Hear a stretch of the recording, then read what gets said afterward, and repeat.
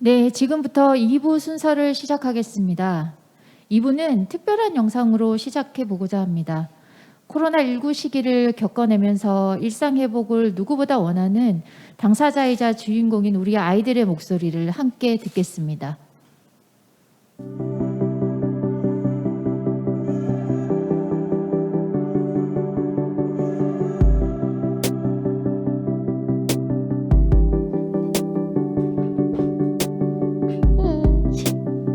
저는 서울 대형초등학교에 다니는 5학년 장선규라고 합니다.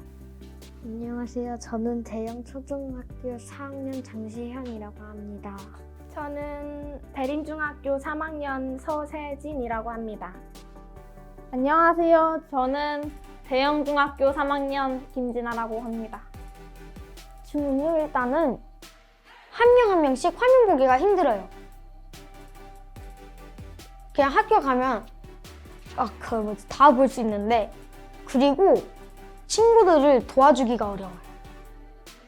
학교에서는 그냥 선생님 조용히 해라면은 선생님이 교실에 계시니까 거의 조금씩 소리를 줄여가지고 말하는데, 온라인 수업하면은 선생님 말해도 그냥 못 들은 척 하니까 더 시끄러워요.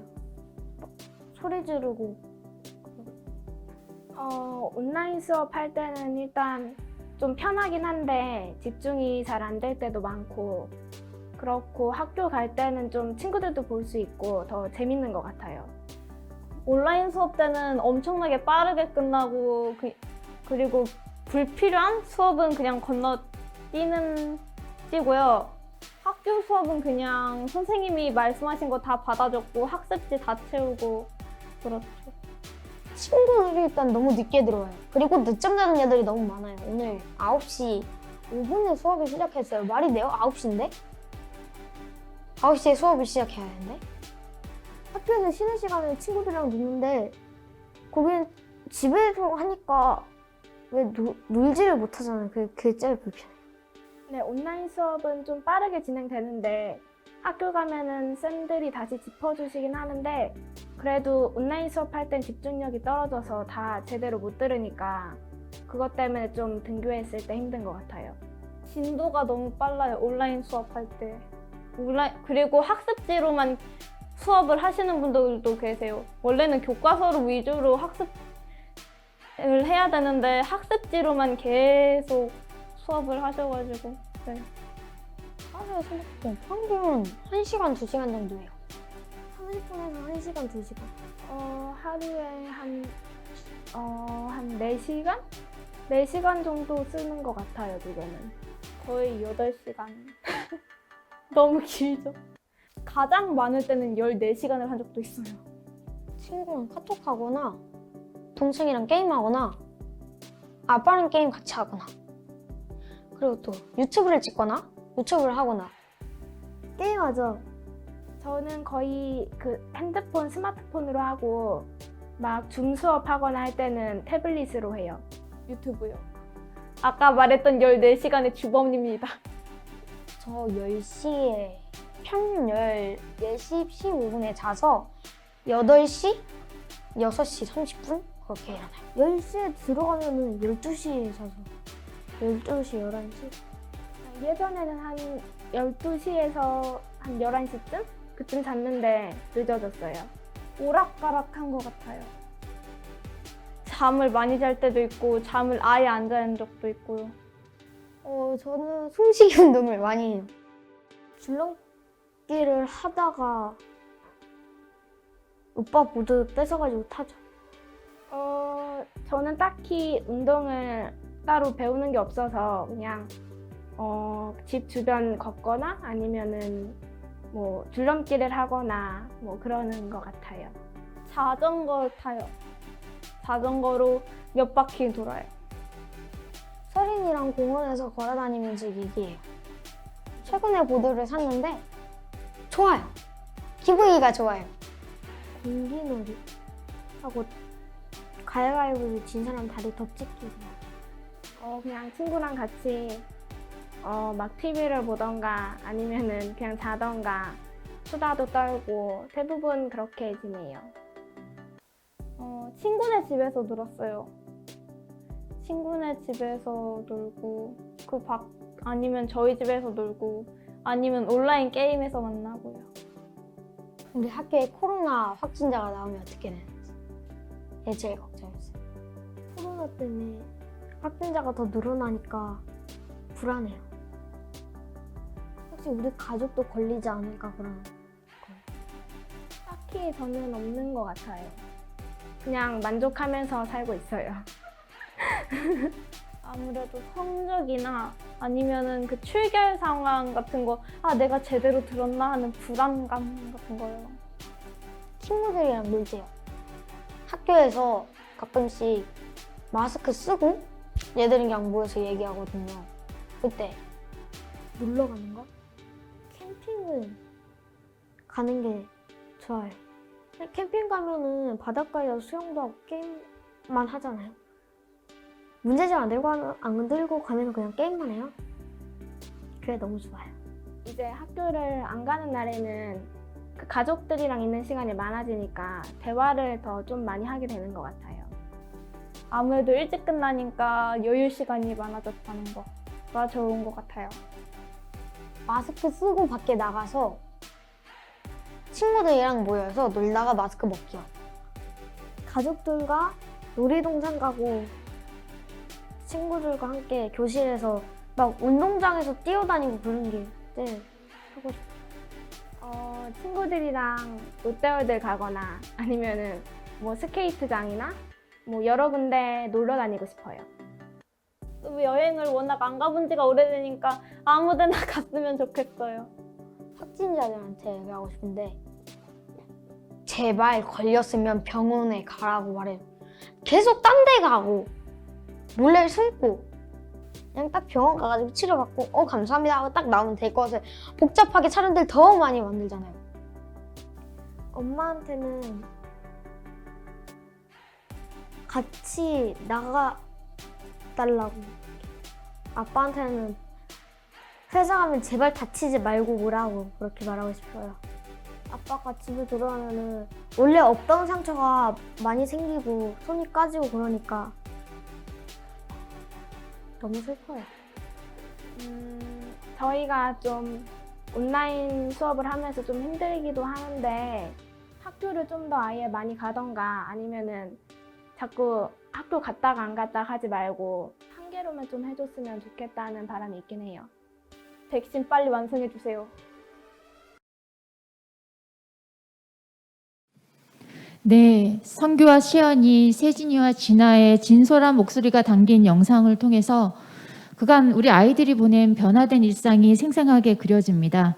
아이들의 바람처럼 친구들과 안전하게 뛰어놀고 가족들과 자유롭게 여행할 수 있는 날이 빨리 왔으면 좋겠습니다. 4명의 친구들에게 감사의 말을 전합니다. 네, 그럼 지금부터 토론 발표와 질의응답이 이어지겠습니다. 이 시간은 재단 연구자문위원이시라 숙명여대 교수님이신 강현아 교수님께서 좌장으로 진행하십니다.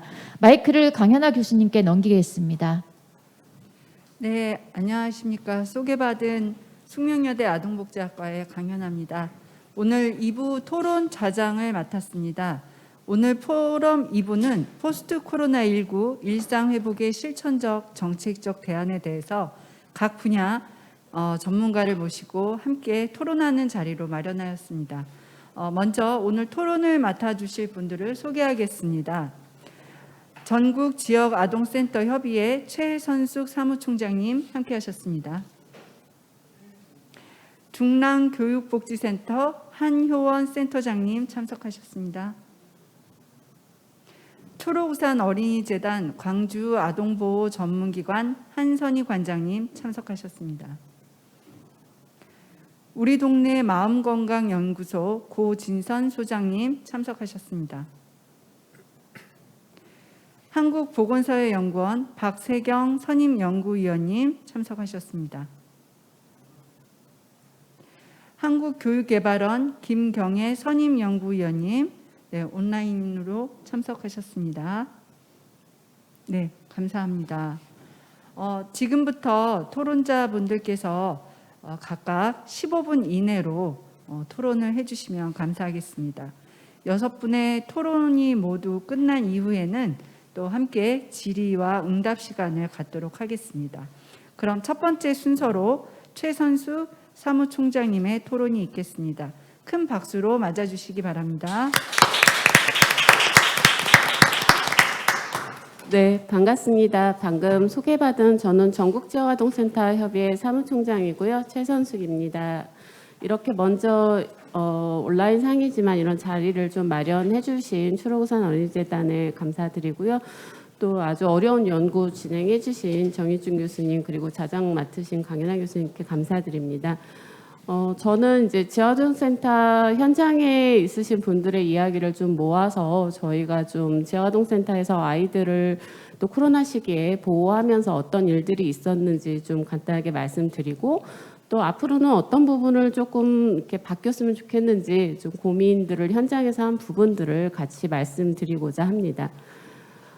저희가 이제 지역아동센터 아이들하고 또 코로나 관련해서 여러 가지 이제 활동이나 지원들을 하면서 아이들에게 코로나를 어떻게 보냈나 이런 것들이 궁금해서 아이들한테 저희가 이제 뭐 시도 받아보고 공모전도 해보고 했을 때 한 아이가 보낸 시가 있는데 열린 지역아동센터에 다니는 아이가 보낸 시예요.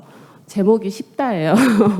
달리고 싶다. 근데 저는 이 손을 잡고 달리고 싶다는 말이 굉장히 가슴에 많이 와닿고 또 아이들이 웃고 싶다. 또 아이들하고 서로 손을 잡고 웃고 싶다. 이 이야기를 이제 초등학교 2학년 아이가 썼는데 너무 되게 좀 여러분한테 보여드리고 싶어서 같이 나왔고요.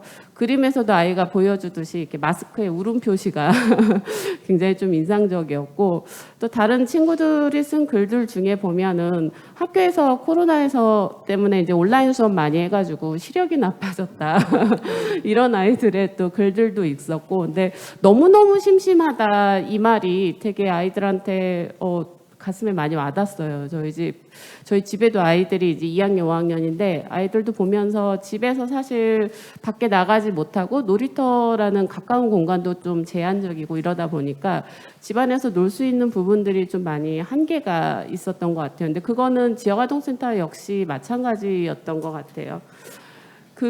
작년에 저희가 이제 지역아동센터에서 코로나가 이제 확대되기 시작하면서 아직도 저는 지금 저희가 긴급 돌봄인지 휴원인지 일상적인 돌봄을 하고 있는지 좀 많이 헷갈려요.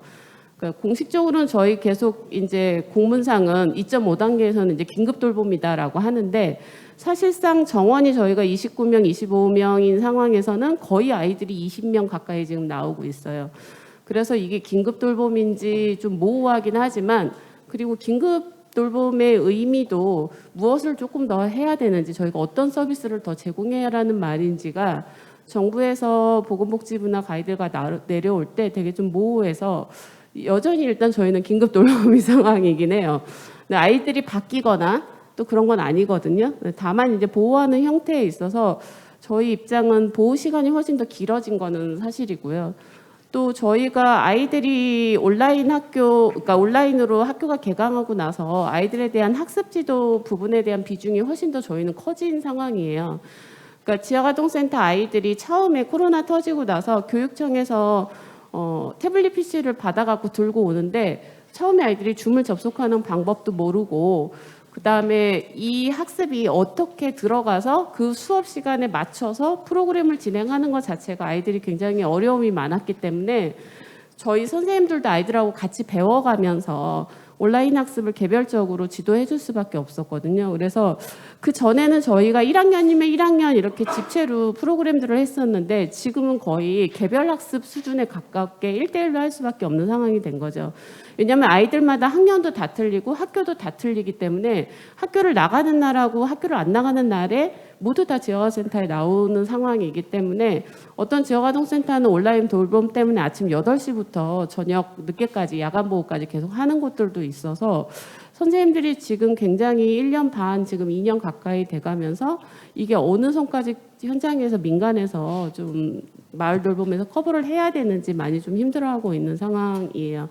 그래도 초기에는 저희가 온라인 학습을 지원할 수 있는 콘텐츠라든지 교육기기 같은 게 많이 없어가지고 많이 좀 힘들어했었는데 그래도 여러 곳에서 민간에서 많이 도와주셔가지고 지금은 그래도 약간 안정화되어 있는 상태, 약간 익숙해진 거죠. 지금 이 코로나 상황 속에서.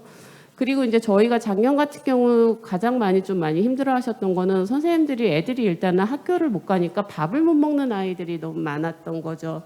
그러니까 지역센터에서 점심 급식을 해가지고 아이들에게 집에 갖다 주는 도시락 배달을 굉장히 많이 할 수밖에 없었고 지금도 여전히 그거를 병행을 하고 있어요. 그래서 저녁 급식은 지역아동센터에서 먹기도 하고 그래서 지역아동센터에서 나오는 아이들은 지역아동센터에서 먹여야 되고 지역아동센터 안 나오는 아이들은 도시락을 싸서 집으로 가정 방문을 해서 아이들에게 나눠줘야 되기 때문에 저희 입장에서는 이게 급식을 아이들을 먹일 것을 해결하는 것 자체가 굉장히 어려웠던 상황이었고 그리고 급식비에서 저희가 민간 지원을 받기는 많이 도움을 받았지만 이게 도시락을 싸가지고 매번 아이들 집에 가는 일이 사실 상당한 많이 인력이 투여되는 일이었고 급식비 안에서 도시락을 편성하려면 싸려면 그것에 대해서 아이들 입장에서는 사실 부모 반응은 되게 좋았어요. 왜냐하면 부모님들도 아이들이 이렇게 못 먹는 것보다는 그래도 이렇게 도시락이라도 받아서 먹는 것에 대해서 굉장히 만족을 좀 하셔서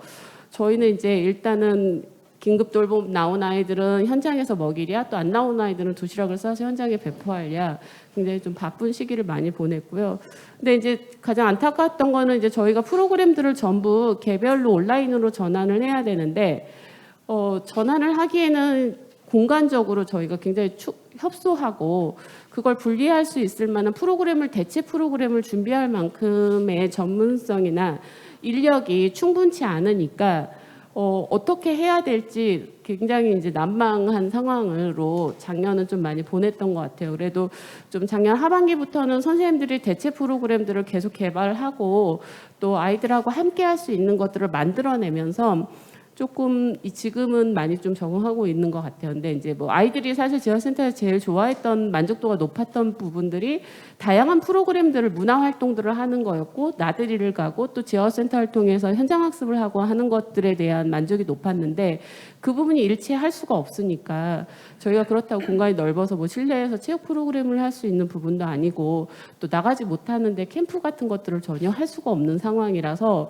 아이들이 지금도 계속 물어보는 게 우리 올해는 캠프 할 수 있어요. 벌써 이제 작년에도 못 가니까 이런 것들에 대해서 대체할 수 있는 부분들을 현장에서 준비해내기가 너무 어려웠는데 그거는 여전히 지금도 마찬가지인 것 같아요. 지금 하고 있는 거는 그냥 현장에서 오랫동안 아이들을 봐왔던 지역아동센터의 경험만으로 프로그램을 전환을 한 상황이지 이게 정말 체계적이고 아이들에게 정말 효과적이냐라는 것에 대해서 고민을 할 여지가 없이 프로그램들을 막 대체해서 굴릴 수밖에 없는 상황이었고 또 하나 저희가 이제 방역 관련 업무가 굉장히 많이 추가가 된 거예요. 외부에서 들어오는 사람들은 전부 발열 체크하고 시간마다 아이들 발열 체크하고 다 기록하고 발열 체크를 하는 것만은 그래도 괜찮은데 저희가 저녁마다 선생님들이 전부 다 이거를 또 닦아야 되는 거예요. 아이들이 만진 모든 손잡이부터 뭐 화장실 이거를 전부 손으로 다 닦아야 되는 이 업무가 상당히 너무 어려웠어요. 그러니까 처음에는 이거 뭐 방역기로 뭐 공기에 이렇게 뿌리면 좋아진다고 해서 막 그것들도 막 뿌리곤 했는데 그래도 닦는 게 가장 좋다라는 얘기들이 많이 나오면서 어떻게든지 지역센터에서 이제 방역을 최대한 하시려고 정말 많이 애를 썼던 것 같아요. 근데 저희가 지역아동센터가 아시다시피 인력이 시설장 1명, 생활복지사 1명, 2명인 구조이기 때문에 기존에도 외부에서 자원봉사자들이나 실습생이라든지 외부에서 인력 유입이 상당히 많았는데 지금 외부에서 인력이 거의 들어올 수가 없었거든요. 그래서 그거를 내부에 있는 인력 2명이서 커버를 하다 보니까 상당히 좀 많이 어려움을 작년에 좀 겪었고 사실 그래서 지금 선생님들이 소진도가 굉장히 높아서 지금 뭘 이렇게 현장에서 더 이상 뭘 아이들하고 하자라거나 어떤 변화에 대응하자고 했을 때 선생님들이 너무 지쳐갖고 더 이상 막 의욕이 굉장히 많이 상실하신 상황이라서 좀 많이 걱정이 되고 있는 상황입니다. 그래서 저희가 생각하니까 사실 고민되는 게 온라인 디지털 매체를 통해서 학교 프로그램들은 전부 대체들을 많이 했어요. 오히려 애들이 유튜버가 선생님이다라고 얘기를 할 정도로 근데 지금 저희가 이제 지역아동센터에서 하는 프로그램들 중에는 학습이나 이런 부분도 있지만 아이들의 인성에 관련된 부분이라든지 안전과 관련된 부분이라든지 일상생활에서 아이들하고의 의사소통의 문제라든지 이런 것들은 사실 온라인 디지털 매체에서 프로그램화된 부분들이 없다 보니까 그거를 지도해내는 일이 굉장히 좀 어려웠고 저희 선생님들도 종사자 처우가 낮다 보니까 5, 60대 분들이 많으셔서 실제적으로 이 기기를 다루는 문제라든지 교육 관련된 콘텐츠를 아이들보다 사실은 인지하는 게 빨리 배워나가기가 사실은 쉽지 않았었거든요. 근데 이제 대부분 교육청에서는 그런 예산들을 학교 방과 후에는 엄청 투자를 많이 했는데 보건복지부는 사실 재원이 그렇게 많지 않다 보니까 저희한테 그런 부분에 대한 지원을 저희가 받은 게 거의 없는 상황이었어요. 그래서 그래도 다행히 아동이다 보니까 민간에서 이제 초록우산이나 뭐 사회복지 공동모금회나 각종 기업에서 굉장히 많은 교육 콘텐츠들을 좀 제공해 주시고 해서 지금 사실은 버티고 있는 상황이라고 보시면 될 것 같습니다. 그리고 이제 학교들을 안 가다 보니까 학교에서 저희한테 연락을 하시는 거예요. 애가 학교를 안 왔다. 학교에 알림장에 지금 긴급하게 떴는데 빨리 연락을 해달라. 그리고 최근에는 이제 우리 학교에 뭐 코로나 확진자 아동이 나와서 당장 등교를 중단해야 되거나 아니면 아이가 등교를 했다가도 확진자 판정을 받으면서 학교가 갑자기 문을 그날 이렇게 긴급하게 문을 닫아야 되는 상황이 될 때 이 아이들이 갈 데가 없기 때문에 저희 쪽 지역아동센터 선생님들한테 그 아이에 대한 문의나 내용들이 굉장히 많이 와요. 그래서 선생님들이 엄마, 부모님 그리고 이제 또 조성가정 아이들은 할머니 이렇게 이제 응대하시는 것뿐만 아니라 학교 선생님들하고도 굉장히 친해지는 계기는 되는데 업무에 있어서는 굉장히 좀 하중이 높아질 수밖에 없었고. 그리고 저희가 외부 인력 자체에서 외부 프로그램 강사가 들어오는 경우나 이런 경우가 많았었는데 이걸 대체할 만한 프로그램을 좀 만들어내기에는 좀 많이 한계가 있었고 또 지금 저희가 환경적으로 29명이 지금 25평 시설에서 계속 지내다 보니까 이게 저희가 공간 분리라든지 거기 아이들이 계속 바글바글하게 있는 상황이 이제 아이들도 피로해지고 선생님들도 피로해지는 이런 상황이 지금 반복적으로 있어서 이 부분을 좀 어떻게 저희가 좀 해결할 수 있을까 좀 많이 고민이 되고 있는 상황입니다. 그래서 이제 저희도 지역아동센터가 어떤 역할을 이 지금 시기에 해야 하는가라고 해서 저희 선생님들한테 물어봤을 때 어쨌든 저희는 계속 어떤 환경 속에서라도 아이들에게 이제 안전한 보호를 해주고 또 아이들이 건강하게 성장할 수 있도록 교육을 지원해주는 역할에 대해서 이제 계속 저희한테 부여됐던 부분이 좀 컸고요. 그리고 지역센터를 통해서 이제 일단은 그래도 지역센터 나오는 아이들은 밥이라도 해결하고 또 어떻게라도 온라인 학습이라도 좀 할 수 있고 지역아동센터 통해서 책이라도 한 권 더 읽을 수 있다라고 한다면 저희의 역할은 계속 좀 의미가 있을 것 같아요. 근데 이제 다만 지금과 같은 했던 방식이 계속 유지될 수 있느냐 이 부분은 사실 좀 고민이 많은 상황입니다. 저희가 이제 작년에 좀 안타까운 상황이긴 했었는데 이제 인천에서 이제 아이들 이제 화재 사건이 나면서 사망한 일들이 있었는데 그 일 이후에 저희가 복지부로부터 공문을 받았어요. 그러니까 앞으로는 입소를 먼저 시키고 그다음에 아이들에게 증빙서류를 받아라. 실제 그 미추홀구 아이들 같은 경우도 지역센터를 이용하고자 문의를 좀 했었는데 그 부모님이 근데 실제적으로는 저희가 지역센터를 이용하려면 자신이 얼마나 가난한지에 대해서 소득을 증빙해내고 각종 가족관계증명서, 의료보험 증명서 등을 떼서 제출하지 않으면 이용을 할 수가 없거든요. 이제 승인 절차가 있다 보니까 그러니까 작년에는 복지부가 긴급하게 이제 그 사건 이후에는 선입소하고 후에 행정 조치를 해라고 하지만 현실적으로는 그게 굉장히 작동이 안 돼가지고 여전히 그리고 저희 올해 지침에도 그 내용은 하나도 반영되어 있지 않은 상황으로 되어 있어서 지금 기존 시스템과 거의 동일하게 계속 굴러갈 수밖에 없는 상황이고요. 또 지역아동센터 몇 군데에서 계속 확진자가 나왔어요. 지역센터에서도 확진자를 나왔는데 아동이 뭐 아래층에 음악학원이 있는데 음악학원을 다니는 아이들한테 이제 올마온 경우도 있고 또 지역센터에 들어오는 외부 뭐 일자리 사업이나 그다음에 아동복지교사 이런 데서 이제 이제 확진자가 나오는 상황들이 계속 생겼는데 그럴 때 저희가 어떻게 대처해야 되는지를 알 수가 없었어요. 그러니까 재활센터에서 확진자가 나오면 어떤 시스템으로 어떻게 하고 어떤 아이들은 어떻게 보호를 해야 된다고 하는데 일단은 그나마 재활센터 문을 닫아버리면 그 29명은 갈 데도 없고 당장 급식도 안 되고 집에 아이들이 그냥 격리를 해야 되는 상황이라서 이런 부분들에 대한 디테일한 지역사회 안에서의 작동이 전혀 되어 있지 않으니까 지역선생님들은 확진 아동이 나와서 판정을 받을 때까지 계속 전화를 돌려서 어떻게든지 여기 이제 옆에 교육복지도 계시지만 뭐 드림스태트에도 전화해보고 여기저기 전화해서 아이들이 어떻게라도 보호할 수 있을까 이런 부분들에 대해서 얘기를 할 수밖에 없었던 상황인 것 같습니다. 그리고 저희가 이제 이런 상황 속에서 좀 가장 많이 어려워하는 거는 지금 이제 재활센터에서 이용을 좀 하고 싶어 하시는 부모들의 문의가 계속 늘어나고는 있는데 지금 저희가 여전히 이제 소득의 문제라든지 이런 부분들을 증빙하지 않으면 안 되다 보니까 좀 제한적인 부분들이 좀 있습니다. 그래서 마지막으로 좀 몇 가지 간단하게 좀 정리해서 말씀을 좀 드리면 첫 번째는 지금 재활센터뿐만 아니라 이렇게 아동들이 이용하는 시설에 대해서 계속 그 이용 기준이라든지 소득을 증빙하면서까지 아이들을 보호해야 하는가 이런 부분들은 좀 사회적으로 다시 재검토를 좀 해주셨으면 하는 마음이 있고요.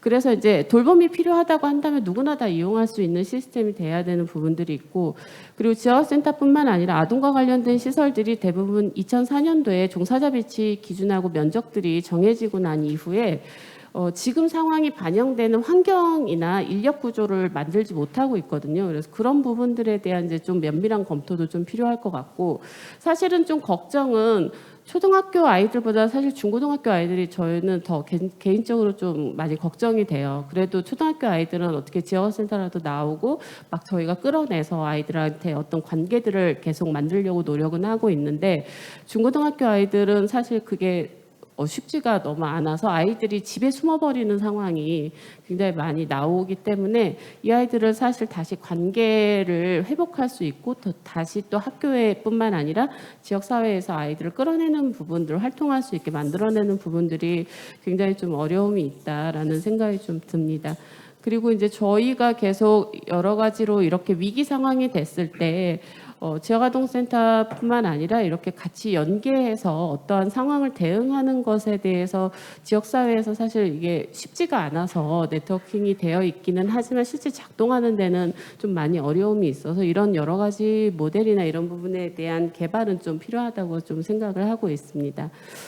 저희가 지금 지역센터 아이들은 그나마 지역아동센터를 통해서 생존이라는 부분이나 학습이 어느 정도 보장은 되고 있는데 좀 개인적으로는 지역센터에서 커버하지 못하고 있는 아이들은 어떻게 지내는지 또 저희가 또 아이들을 어떻게 더 지역센터를 통해서 보호할 수 있는지 그런 부분들에 대해서 좀 고민이 많고요. 그래서 오늘 이 자리가 그런 논의들을 좀 같이 할 수 있고 또 방안을 만들어내는데 좀 의미 있을 것 같아서요.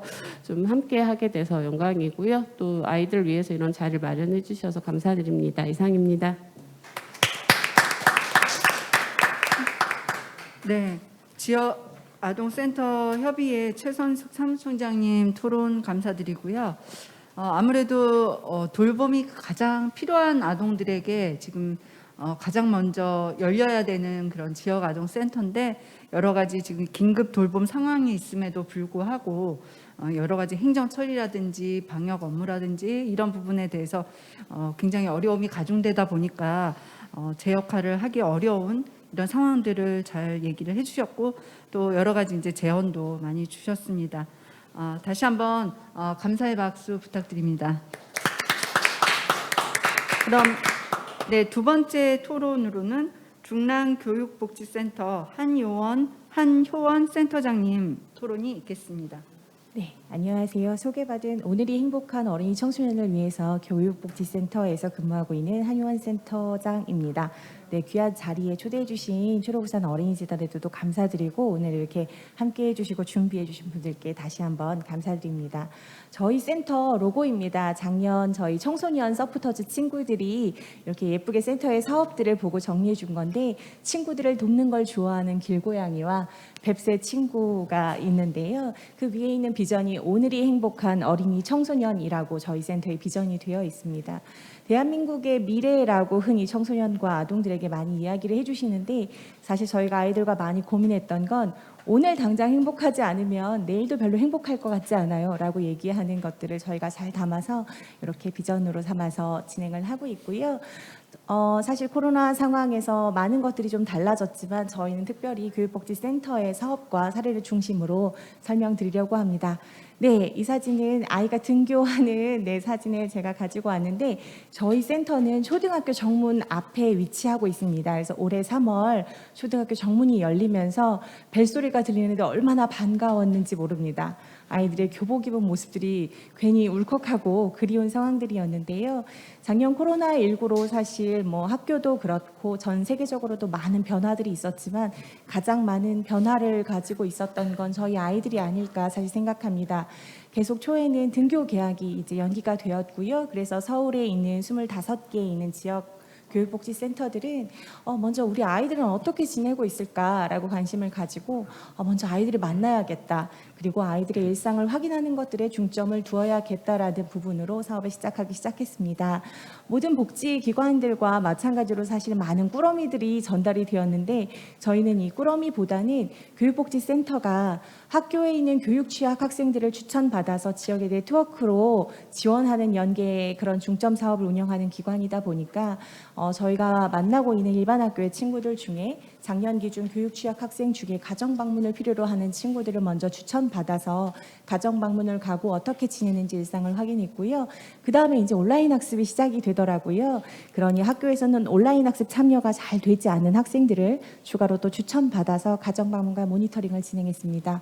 그러다 보니 또 여름 방학이 시작되었습니다. 그때쯤 되니까 학교에서 담임 선생님들도 이제 신규 신입생들에 대한 학생들의 정보나 이런 부분들이 확인이 되셔서 신입생을 포함해서 담임 선생님들이 확인했을 때 가정 방문이나 모니터링이 필요한 친구들을 대상으로 저희가 가정 방문을 진행했습니다. 사실 가정 방문을 해서 아이들을 들여다보는 것들은 아이들의 일상을 확인하고 무엇보다 아동과 가족들이 좀 지속적으로 소통할 수 있는 창구를 마련하기 위함이었습니다. 그래서 다양한 키트들 사업들도 사실 진행을 했는데요. 저희는 먼저 돌봄과 안전에 대한 부분들을 가장 먼저 확인했습니다. 긴급 돌봄이라고 방금 전에 먼저 발표해 주신 지역아동센터도 있었지만 학교의 긴급 돌봄이나 지역아동센터에 연계되지 않은 친구들이 실제로 많이 있어서 우선은 아이들의 돌봄이 가장 1차적으로 될 수 있도록 학교에 추가적으로 신청을 하거나 지역기관에 연계하는 사업들을 확인했고 아이들이 잘 자고 잘 먹고 있는지 혹은 잘 쉬고 잘 놀고 있는지를 확인하는 것들이었는데 근데 이런 여러 가지 상황들을 확인하면서 사실 더욱더 우리 아이들이 어려운 부분이 있다는 것들을 현장에서는 더욱 느낄 수 있었습니다. 어떻게 보면 중랑구는 이후에도 아동학대 관련된 부분을 발표해 주시겠지만 서울시 안에서도 아동학대 신고 접수율이 높은 편에 속하는 자치구입니다. 역시 코로나가 시작이 되면서 학교와 지역사회를 통해서 아동학대와 방임에 대한 사례 의뢰가 증가하기 시작했습니다. 그래서 학대에 견디지 못해서 가출하는 친구들은 실제로 코로나 상황에 긴급 연계나 쉼터가 연계되거나 입소하기 어려운 상황들도 있어서 정말 안타깝게 손을 놓아야 하는 상황들도 저희들은 현장에서 보면서 많이 안타까웠고요. 모두가 어려웠지만 저희가 만나는 취약계층의 양육자분들은 실직이나 소득 감소로 인해서 실제적으로 경제적인 어려움들이 있었고 이러한 부분들이 저희가 가정 방문을 갔을 때 양육자들 역시 우울과 불안한 마음들이 저희들에게 전달이 되었는데 이 영향은 고스란히 아이들에게 영향이 가고 있었습니다. 또한 아까 연구에서도 보신 것처럼 가족 구성원이 함께 있는 시간들이 실제 양적으로도 늘어났습니다. 근데 취약계층의 양육자분들은 한부모 가정이거나 조손 가정인 경우 실제 사실 돌봄보다는 생계를 위해서 시간을 더 많이 할애하시던 분들이라 어떻게 시간을 아이들과 보내야 할지에 대한 고민이 있다고 저희들에게 많이 이야기를 해주셨고요. 또한 그 스마트폰이라든지 스마트 기기의 이용 시간이 정말 많이 증가했습니다.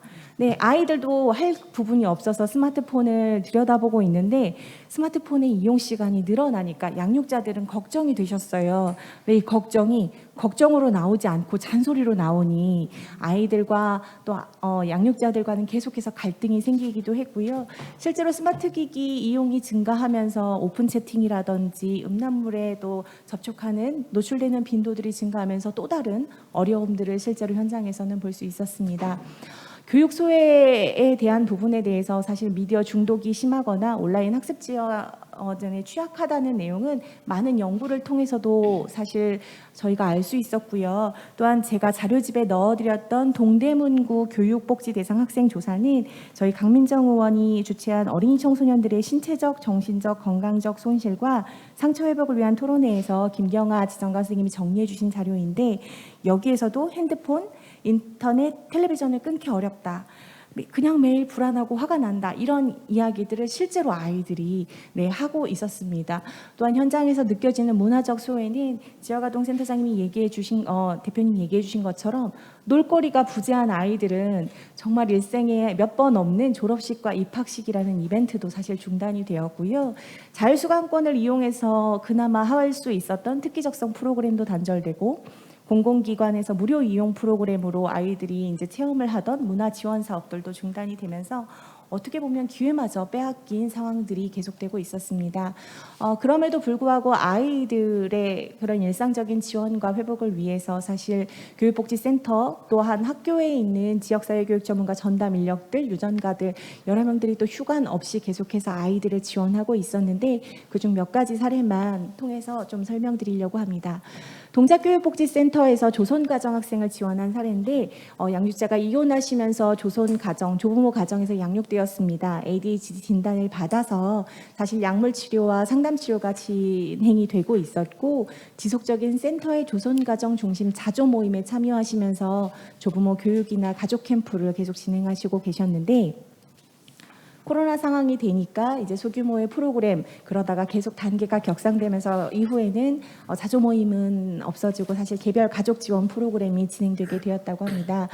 그러나 무엇보다도 센터에서 가장 많이 고려했던 부분들은 아이가 이제 고등학교로 진학하면서 아까 대표님이 얘기해 주신 것처럼 청소년이 갈 수 있는 공간이 많지 않은데 다행히 지역에 청소년 전용 지역 아동센터가 있어서 그 안에서 온라인 학습과 석식을 지원해 주시니 아이의 일상이 보다 안정적으로 지원이 되었고요. 그 영향이 고스란히 학교 생활에도 이어져서 안정적인 학교 적응을 할 수 있었다라는 이야기를 전해 주셨습니다. 광진교육복지센터와 저희 중랑이 함께 보고 있는 가정인데요. 특별히 이 가정은 다문화 가정이기도 하면서 13명의 가족이 지내고 있는 다자녀 가정입니다. 코로나가 생기고 이제 아이와 함께 아이를 보려고 저희가 담임선생님과 함께 가정 방문을 했는데 교육부에서 온라인 학습과 이런 부분들을 진행하기 위해서 스마트 기기를 무상으로 보급하기 시작했습니다. 저희가 가서 보니 스마트 기기는 있는데 학습 공간이 전혀 없었습니다. 그래서 우선은 광진의 초등학교에 다니고 있는 아이들 2명은 또 학교와 광진교육복지센터가 연계해서 긴급 돌봄을 연계하고 또한 학교의 빈 공간에 아이들이 가서 그나마 계속적으로 참여할 수 있는 부분들을 좀 지원했고요. 중랑에서도 역시 학교와 연계해서 아이들의 온라인 학습 지원의 공간을 좀 마련한다든지 그리고 아이가 원하는 특기적성 프로그램을 또 초록우산과 연계해서 운영할 수 있었습니다. 그래서 나머지 단계에 대해서는 단계가 내려가자마자 저희도 통합사례 회의를 하면서 진행한 부분이 있습니다. 교육복지센터 중 저희가 지원한 한부모 가정 친구 역시 사실 양육자가 이혼하고 부가 가정폭력이 있으시면서 조손가정에서 진행을 한 건데 이 아이는 사실 문제 중심 문제 행동, 방화도 있었고요. 사실 오토바이 절도도 있었는데 이런 항상 문제 중심의 학교의 의뢰를 보다가 사실 교육복지센터에서 어떤 위기나 문제 해결을 하는 것들이 실질적으로 아이들에게 정말 중요한 것일까라는 고민을 하면서 아이들의 강점과 아이가 가졌던 관심에 대해서 좀 집중하기 시작했습니다. 다행히 또 초록우산 어린이재단 하나의 피리더 또 장학금 사업이 있어서 그 안에서 아이가 스스로 자신의 삶을 좀 통찰하는 경험을 제공할 수 있었고 무엇보다도 어른에 대한 불신과 상처가 있었던 친구들이 나의 이야기를 들어주고 감정에 대해서 물어봐 줄 수 있는 학교 선생님과 교육복지 선생님이 계셨던 거에 가장 많은 도움이 됐다라고 이야기를 했습니다. 많은 사례가 있지만 시간상 제가 넘어가도록 하겠습니다. 그래서 우리는 아이들의 일상 회복을 위해서 무엇을 할 수 있을까라는 고민에 실제적으로 가장 중랑센터에서 이야기 드렸던 것처럼 아이들의 촘촘한 관계와 연결을 회복할 수 있는 의미 있는 사람으로서 결국 사람이 필요한 것이 아닐까? 저희 아이들을 봤을 때 코로나19 이전의 사회적 관계망이 결국 이후의 관계에도 영향을 미치는 것들을 현장에서 봤습니다. 또한 사람을 만나지 않고 살아가는 것들이 익숙해진 우리 아이들에게도 지역아동센터나 지역의 마을 돌봄, 다양한 공동체의 경험들이 필요하지 않을까. 결국 이것들을 할 수 있는 사람들을 마련해야 하는 부분들이 필요하다라고 생각을 하고요. 역시 앞에서도 말씀해 주신 것처럼 작년에 모든 경험상 문을 닫는 것이 정답이 아니라는 것들은 저희가 경험을 해보았어요. 지금 단계별로 저희가 기관이 운영이 되고 있지만 위기 상황에 세부적으로 대응할 수 있는 매뉴얼은 정말 필요한 것 같습니다. 학교와 공공기관이 결국 아이들의 안전을 위해서 어떻게 보면 마지막까지 열려있는 공간이 되어줘야 할 것 같고요. 역시 아이들의 일상이 그 안에서 지켜질 수 있도록 지원하면서 그 안에서 아이들을 지원하는 실무자와 활동가 역시 안전할 수 있는 세부적인 대응 매뉴얼이 필요할 것 같습니다. 세 번째는 구체적이고 세심한 지원이 필요한 친구들이 조금 더 있습니다. 장애 친구나 아까 말씀드렸던 다문화 가정 친구들 이런 부분들은 더욱더 세심하게 조금 더 살펴봐야 하는 다양한 사례들이 있을 것 같고요. 아이들의 무너진 체력과 무너진 정서 이것들을 복구하는 것들이 가장 필요한데 교육복지센터나 지역아동센터 한 기관의 역할로는 사실 어려움이 있다라고 생각합니다. 이제야말로 아이들의 성장과 통합적인 지원을 위해서 함께 고민하고 시스템을 구축하는 부분에 대해서 연구하고 함께 고민해야 되지 않을까 생각을 하고요. 또한 온라인에 익숙해진 아이들인데 비언어적인 소통의 감소가 되면서 아이들이 또 다른 혼란이 사실 있을까 걱정되는 부분이 있습니다. 얼마 전 뉴스에서도 아이들이 말을 배워야 하는 영유아기 때 마스크를 쓰고 있어서 말을 배우는 시기가 점점 늦어지고 있다라고 하더라고요. 그런 것처럼 우리 아이들이 일상에서 배울 수 있는 다양한 경험들을 위해서 저희가 준비를 하고 또한 비대면이 오히려 도움이 되었다고 얘기하는 또 소수의 아이들도 있어서 오히려 이 기회가 우리 아이들의 성장의 계기가 되었으면 하는 부분들이 있습니다. 그래서 저희 오늘이 행복한 아이들을 지원하기 위해서 서울의 25개 자치구에는 동등한 교육 출발선 보장을 위한 교육복지 실현이라는 비전으로 학생 성장 지원과 네트워크 구축을 하고 있는 지역교육복지센터가 있는데 각 센터의 사업과 사례들을 제가 자료집에 넣었습니다. 살펴보시고 궁금하신 부분은 센터에 문의해 주시면 될 것 같고요. 아이들을 만난다는 것, 아이들을 기르고 돌본다는 게 어떻게 보면 가장 어려운 것 같습니다. 그래도 함께 하기로 마음먹고 이 자리를 같이 또 만들어주신 여러분들이 계셔서 너무 감사하고 그럼에도 불구하고 지역아동센터 저희 아까도 발표했는데 지역에 가보니 코로나로 인해서 점심을 13번 차리신다고 하시더라고요. 결국은 아이들을 돌보는 사람이 필요하다라고 제가 말씀드렸는데 사람을 지원하는데 결국 양적인 부분이 담보되지 않고는 질적인 부분도 담보할 수 없다라는 생각이 들었습니다.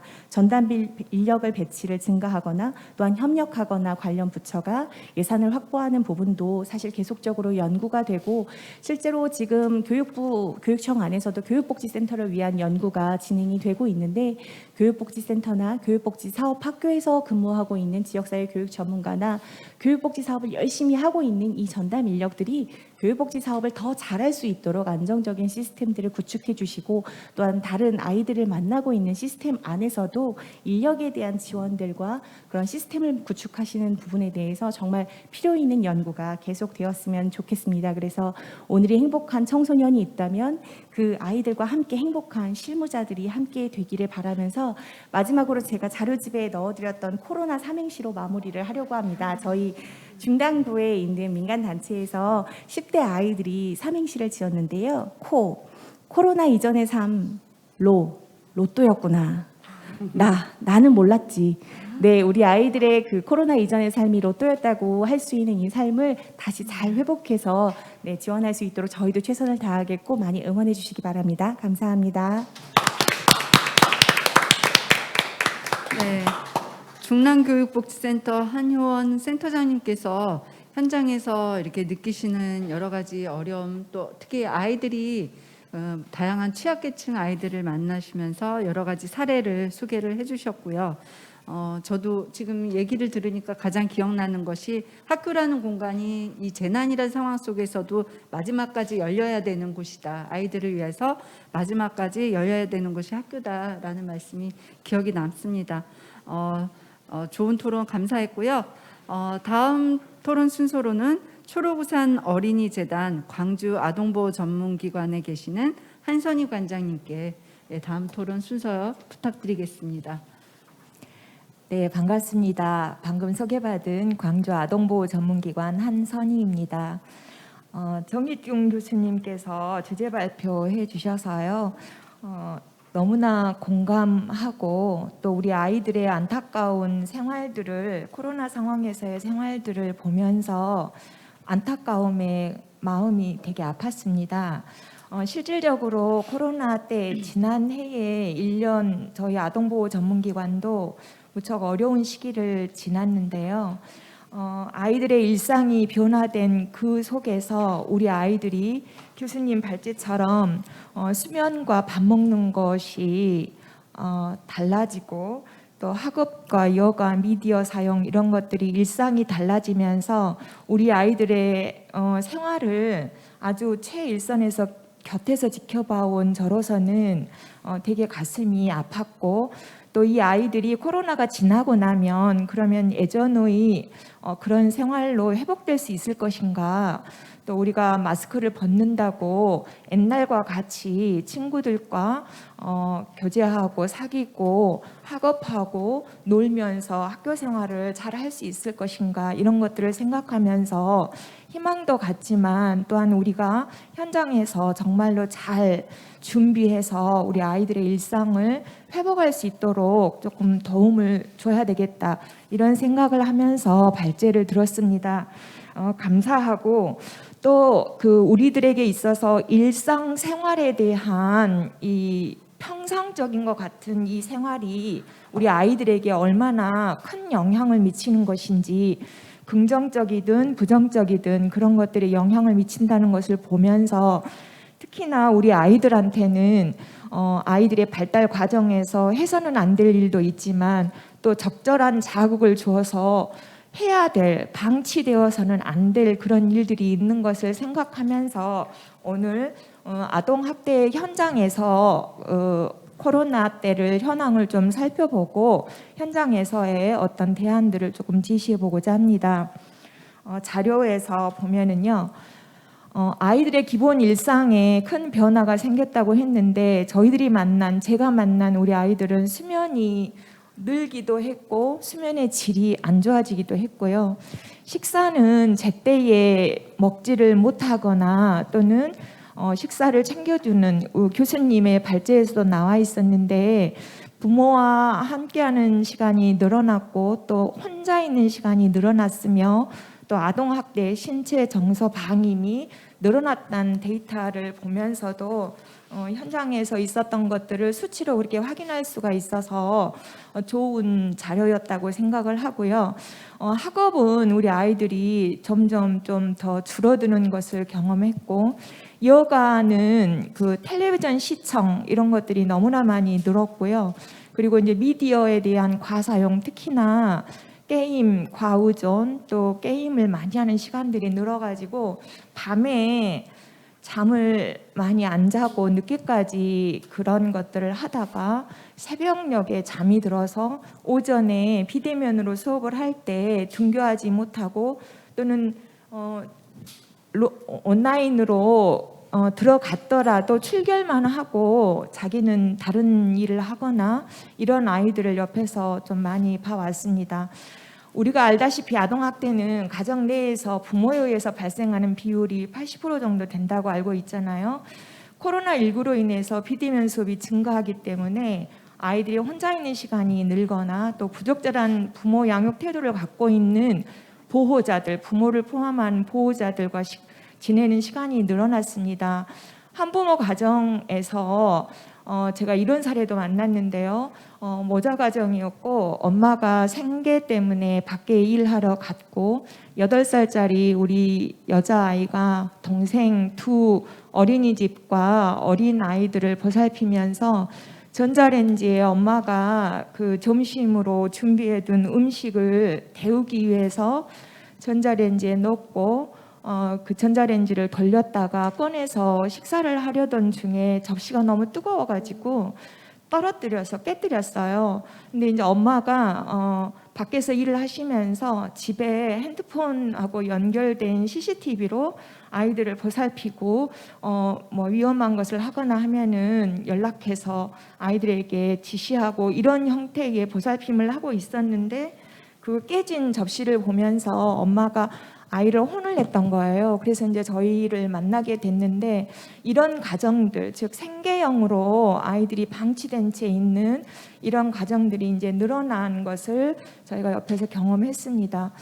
알다시피 2020년 10월부터 아동학대 조사 공공화가 이루어지면서 공무원들이 조사를 하기 시작했는데요. 제가 이것을 보여드린 이유는 조금 있다가 그 신고 현황과 신고 의무자들의 비교를 좀 보기 위해서 변화를 조금 넣어봤고요.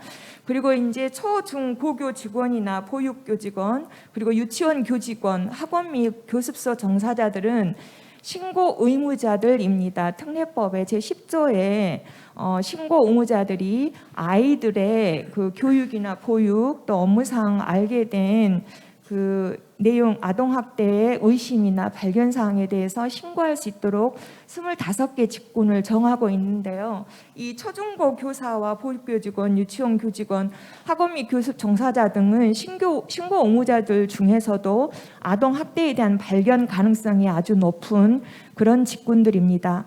코로나19로 인해서 부모 교육이나 상담에 대해서 학대 행위자들의 저항이 더 높아졌습니다. 그래서 아동보호 전문기관에서 가정 방문을 통해서 아이들의 안전을 모니터하고 부모 교육이나 상담을 이루어야 하는데 이런 것들에 대해서 코로나 때문에 가정 방문을 저항하는 비율이 훨씬 더 높아졌습니다. 지난 2019년과 2020년의 아동학대 신고 접수 현황을 비교해서 보겠습니다. 2019년도에 응급 아동학대 사례, 아동학대 의심 사례, 그리고 소개 쭉 해서 개가 4만 1천여 건입니다.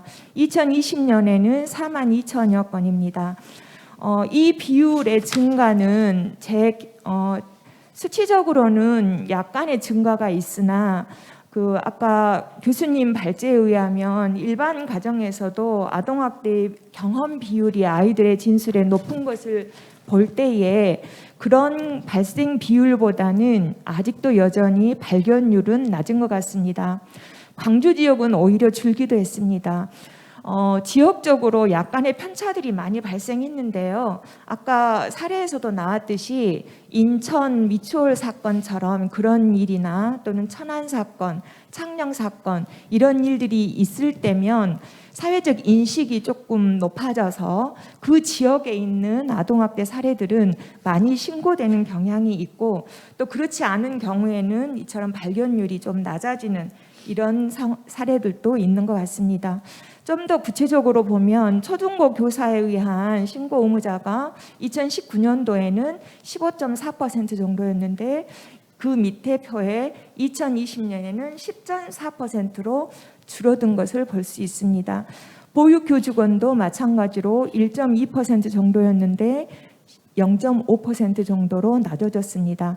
그러면 2020년에 왜 그렇게 신고가 그러면 좀 높아졌나? 그 밑에 표현을 해두었는데요. 신고 의무자 직군 중에서 가정폭력 상담시설 종사자들이 유의미하게 좀 늘었습니다. 우리가 알다시피 가정폭력 현장에서 경찰이 112로 신고 들어온 경찰이 그 가정에 아동이 있다면 아동보호 전문기관으로 연결을 해서 아동 학대에 대한 의심 여부를 조사하도록 되었거든요, 법률상으로. 그래서 그 비율이 유의미하게 좀 높아졌고요. 그리고 사회복지 시설 종사자, 아동복지 전담 공무원, 사회복지 전담 공무원 등 아동복지 관련 업무 종사자들의 신고가 늘었다고 볼 수 있습니다. 여기에서 특별히 아동복지 전담 공무원의 증가는 아까 제가 말씀드린 아동학대에 대한 그 조사 업무의 공공성으로 공무원들이 아동학대 조사를 하기 시작하면서부터의 변화입니다. 비신고 의무자에 대한 비율을 보면 예전에 아동보호 전문기관 종사자의 비율이 32% 정도, 이것은 아동학대 신고 현장에 아동보호 전문기관의 상담원들이 출동했을 때 상담원들이 조사를 하다 보면 사건 신고된 해당 당사자의 아동뿐만 아니라 그 가정 내에 있는 형제 자매들의 인지 신고로 상담원들의 유입 비율이 높았습니다. 그런데 그것이 2020년도에 28%로 줄어든 것은 아동복지 전담 공무원들이 조사를 하게 되면서 이루어진 일이고요. 그리고 두 번째로 비율이 높은 것은 부모에 의한 신고였는데 부모에 의한 신고는 2019년과 20년이 거의 비슷한 비율을 보이고 있습니다. 초중고 선생님들을 중심으로 해서 2020년에 비율을 보면 낮아진 것을 볼 수가 있습니다.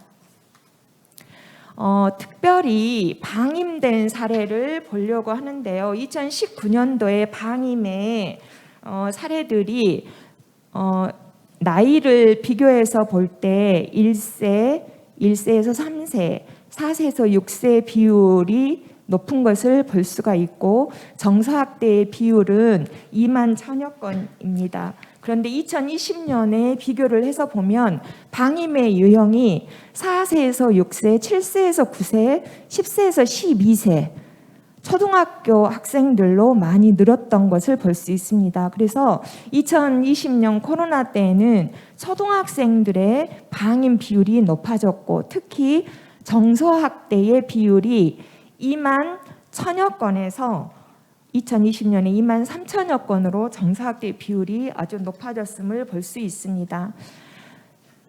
부모에 의한 정서학대와 방임을 비교해 보면은 더 확실하게 알 수가 있는데요. 2019년에 정서학대의 부모 비율이 78%, 방임이 80% 정도였는데 2020년에 부모에 의한 정서학대 84%, 방임에 의한 부모에 의한 방임이 86%입니다. PPT 제목이 잘못돼 있어요. 아동학대 사례 유형별 피아동 연령이 아니라 관계입니다.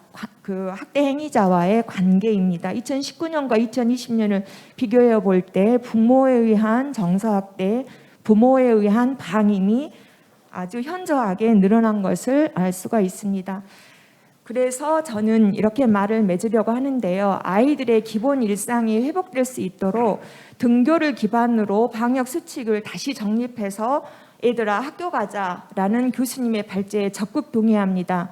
또한 더불어서 학교뿐만 아니라 돌봄 공백을 하고 있는 지역사회에 있는 드림스타트 지역아동센터, 아이돌봄이 방과 후 교실, 또 돌봄 교실 이런 각종 이런 시스템들이 방역 수칙에 기반해서 센터를 멈출 것이 아니라 그 속에서 그대로 시스템이 돌아갈 수 있도록 그리고 더 구체적으로 활성화될 수 있도록 그걸 기대합니다.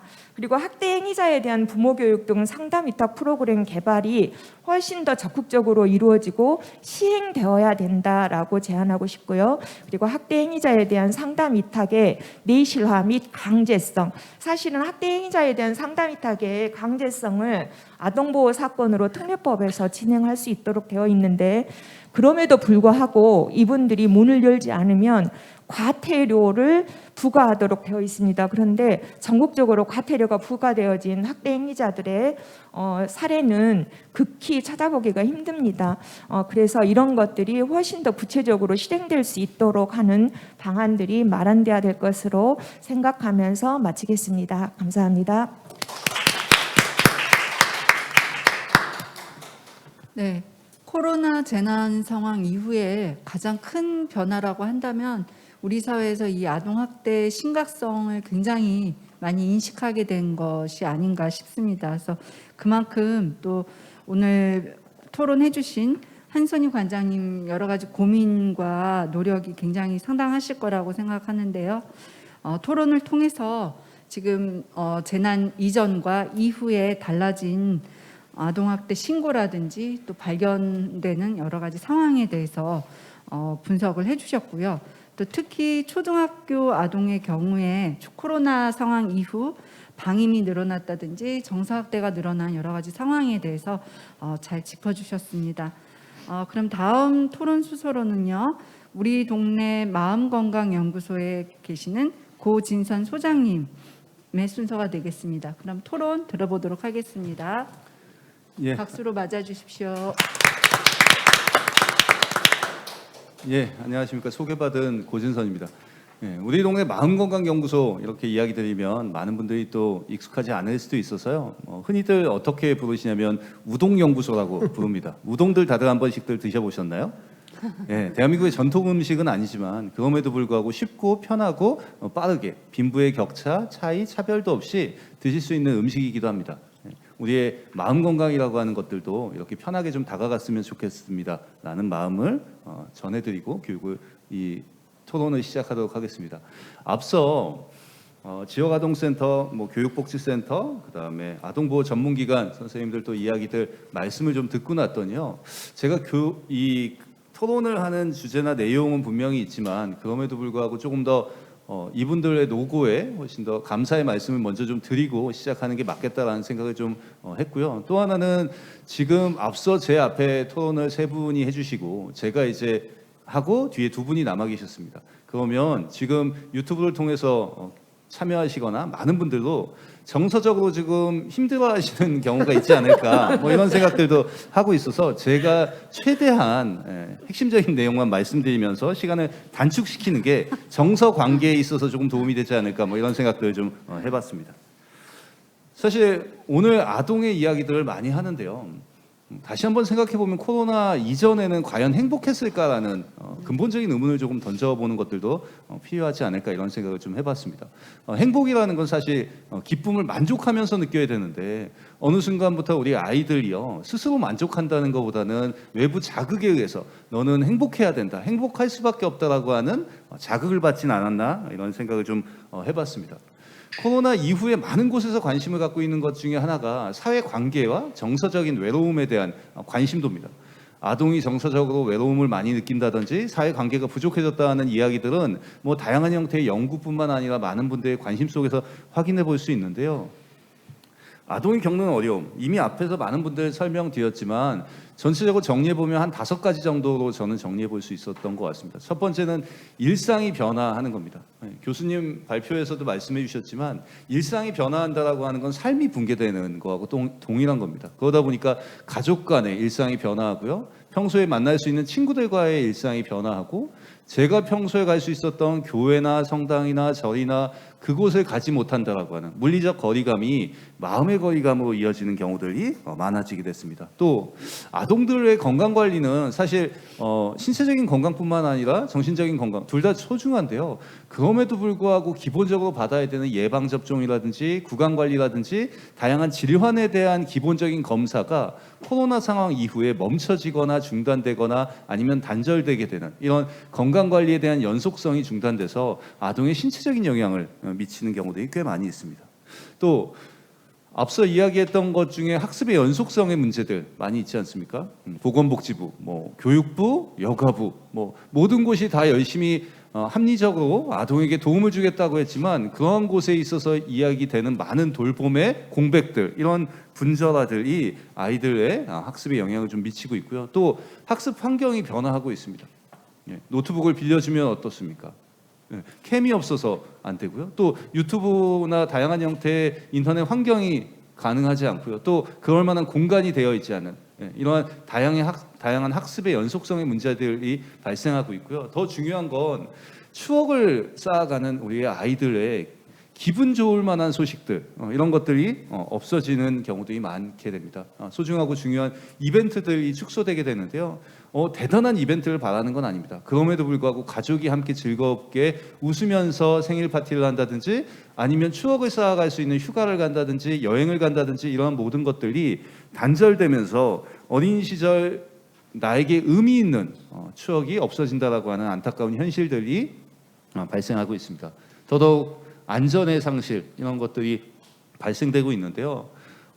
교육부에서 나와 있는 조사에 의하면 사실 학교 폭력은 전체적으로 감소했습니다. 그럼에도 불구하고 초등학교에서는 집단 따돌림이 증가했고요. 중학교 같은 경우는 사이버 폭력이 증가했다라는 걸 보면 사실상 안전에 위협받고 있는 아이들이 늘어나고 있다라고 생각할 수 있습니다. 거기에다가 거주지, 또 질병에 대한 문제들, 또 학대 이런 문제들, 전반적으로 코로나 이후에 아동이 겪는 어려움은 이중고, 삼중고가 될 거라고 생각하고 있습니다. 그러면 일상을 좀 되돌아봐야 되는데요. 아동의 정서적 어려움, 관계적 어려움, 사회적 어려움.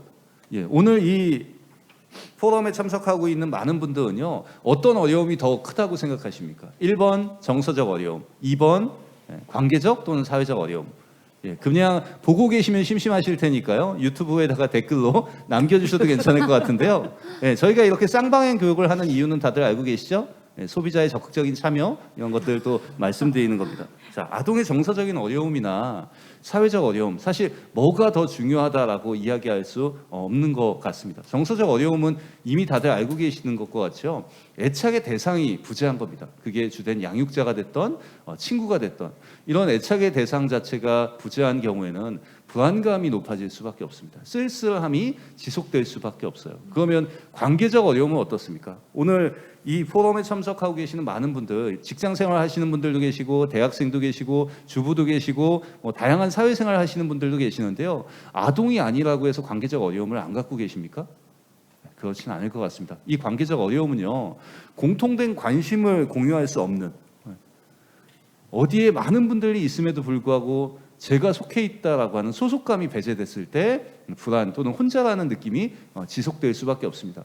코로나 이후에요, 아동들이 가정에서 많은 식구들과 함께 있다고 해도요, 내가 이 집에서, 이 안에서 소속됨을 느끼지 못한다라고 하면 불안감을 가질 수밖에 없습니다. 이게 사회적 외로움인데요. 이런 것들이 주관적이라고 볼 수 있습니다. 제가 여기서 제일 강조하고 싶은 건, 코로나가 저희 1년 반 가까이 지금 지속됐지 않습니까? 이런 우리가 경험하고 있는 외로움이라고 하는 거, 정서적, 관계적 외로움은요, 지극히 주관적인 감정입니다. 그렇기 때문에 아무리 맛있는 걸 사주고 좋은 옷을 해 입힌다고 해서 이걸 느끼지 않는다? 그렇게 볼 수는 없습니다. 하지만 이 주관적 감정도요, 장기화가 되면요, 만성적인 외로움을 호소할 수밖에 없습니다. 따뜻한 주된 양육자가 옆에 있고, 또 내가 소속할 수 있는 어떠한 단체나 기구나 어떤 공동체가 있다고 해도요, 장기화되면 만성적인 외로움을 호소할 수밖에 없다. 우리는 이 점에 초점을 좀 두시는 게 중요할 것 같습니다.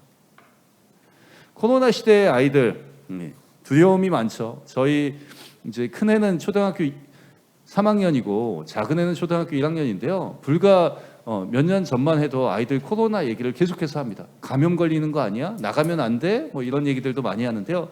부주의하고 반복적인 질문들을 하게 되겠죠. 6세에서 18세 계속해서 질문할 겁니다. 앞서 센터장님께서도 말씀해 주셨지만 정서적 학대 이야기 많이 이야기하지 않습니까?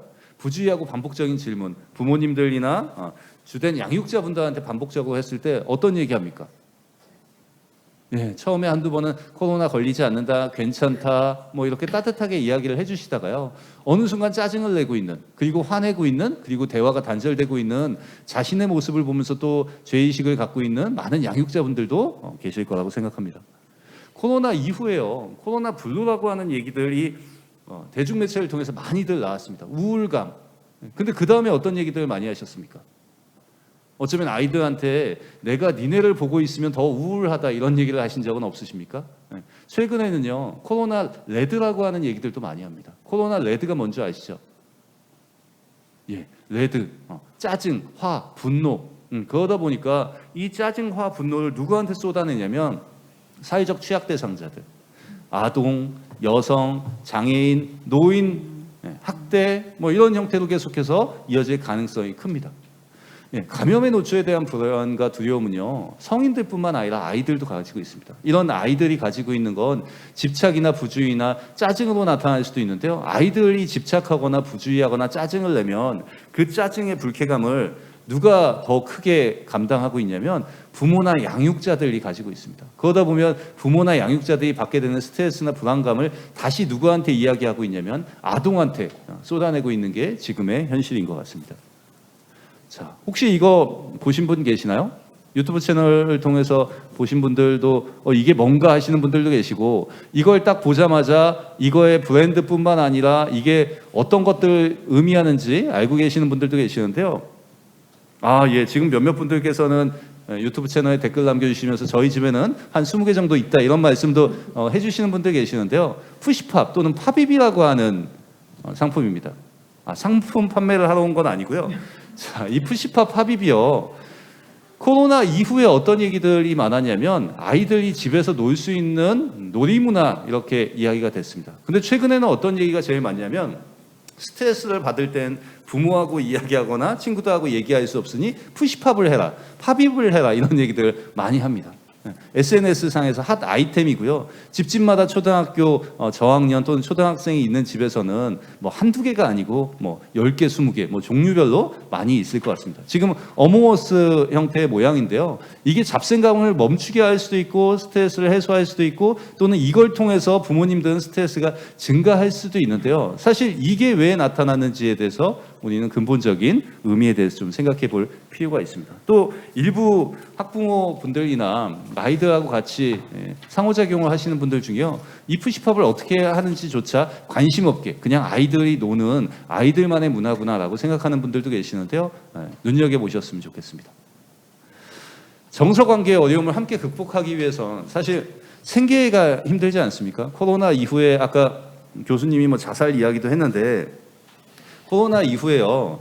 30대 여성의 우울감이 급증했습니다. 31.6%가 지속적으로 증가했고요.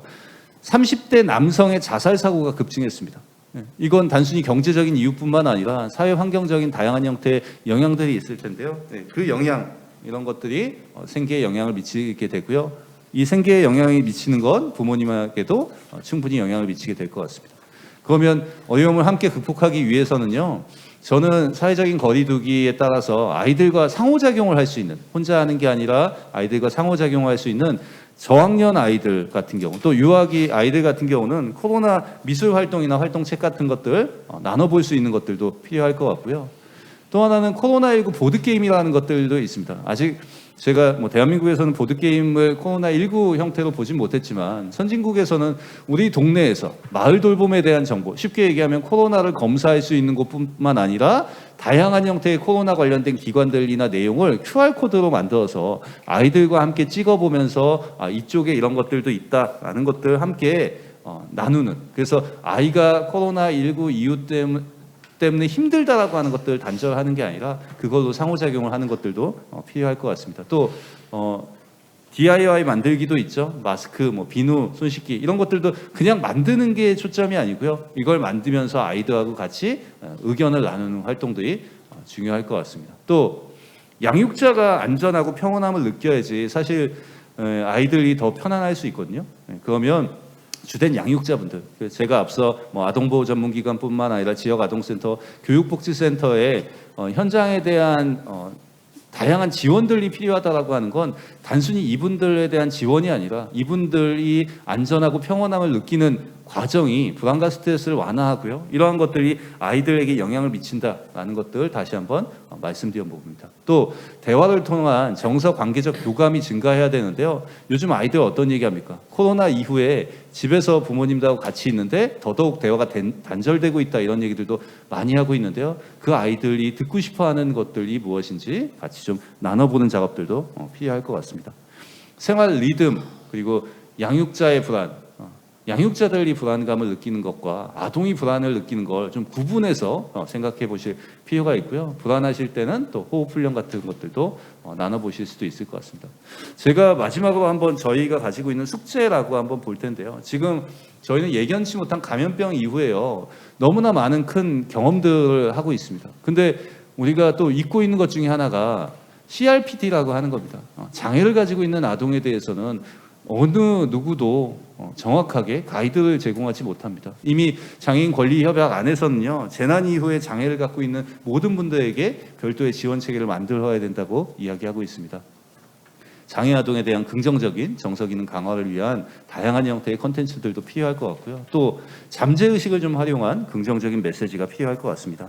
아이에게 다양한 형태의 상호작용이 분명히 필요할 것 같은데요. 자기 전 또는 자고 일어나서 가수면 상태의 아이들하고 의사소통을 하거나 또는 원하는 메시지를 작성해서 붙여놓는 이런 것들도 자기 암시의 중요한 메시지가 되지 않을까 하는 생각을 해봅니다.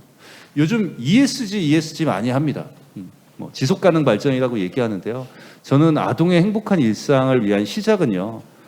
단순히 빈곤을 없애는 것뿐만 아니라 정서적 빈곤의 대물림은 중단할 수 있는 사회와 기업의 노력이 필요하지 않을까라는 말씀을 드리면서 제 토론을 마치도록 하겠습니다. 감사합니다.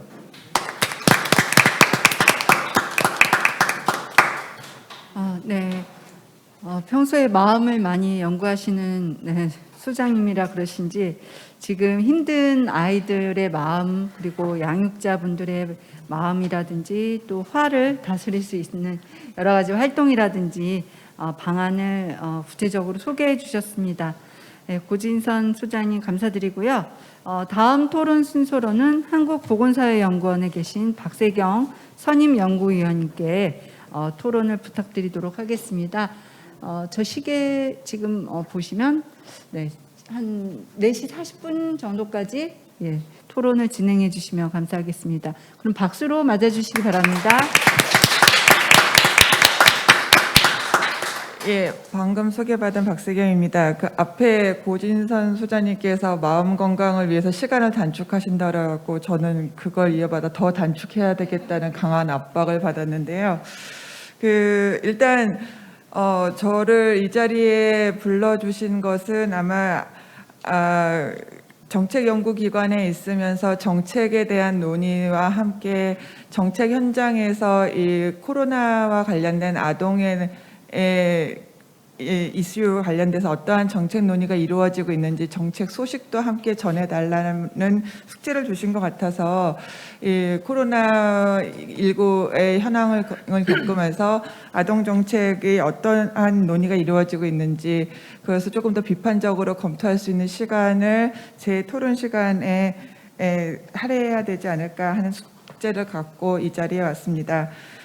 그런데 실상은 아동 관련해서 지난 1년을 되돌아봤을 때 이 돌봄 공백에 관한 논의, 오늘 앞서 토론해 주신 분 그리고 발표에서도 돌봄에 관련된 이야기가 많이 나왔었는데 되게 반성을 많이 했습니다.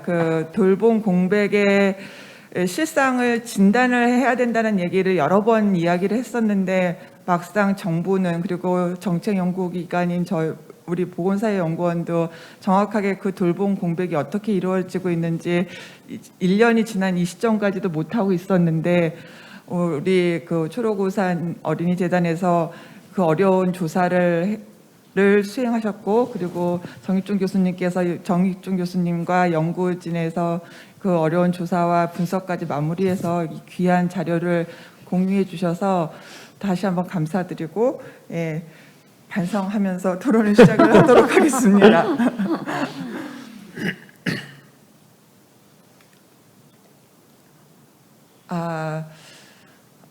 일단 오늘 지금 물론 저도 100번, 1000번 말씀 나오신 것들 중에서 이제 학교가 단순히 학습이 이루어지는 공간으로서의 중요성이 아니라 아이들에게 정서적인 교감과 그다음에 사회적 관계성을 갖추기 위해서 굉장히 중요한 공간으로서 중요하다. 그래서 학교가 빨리 열어서 아이들이 이러한 공간에서 다양한 활동들이 이루어져야 된다는 데에서는 100% 공감이 가는데요. 학교가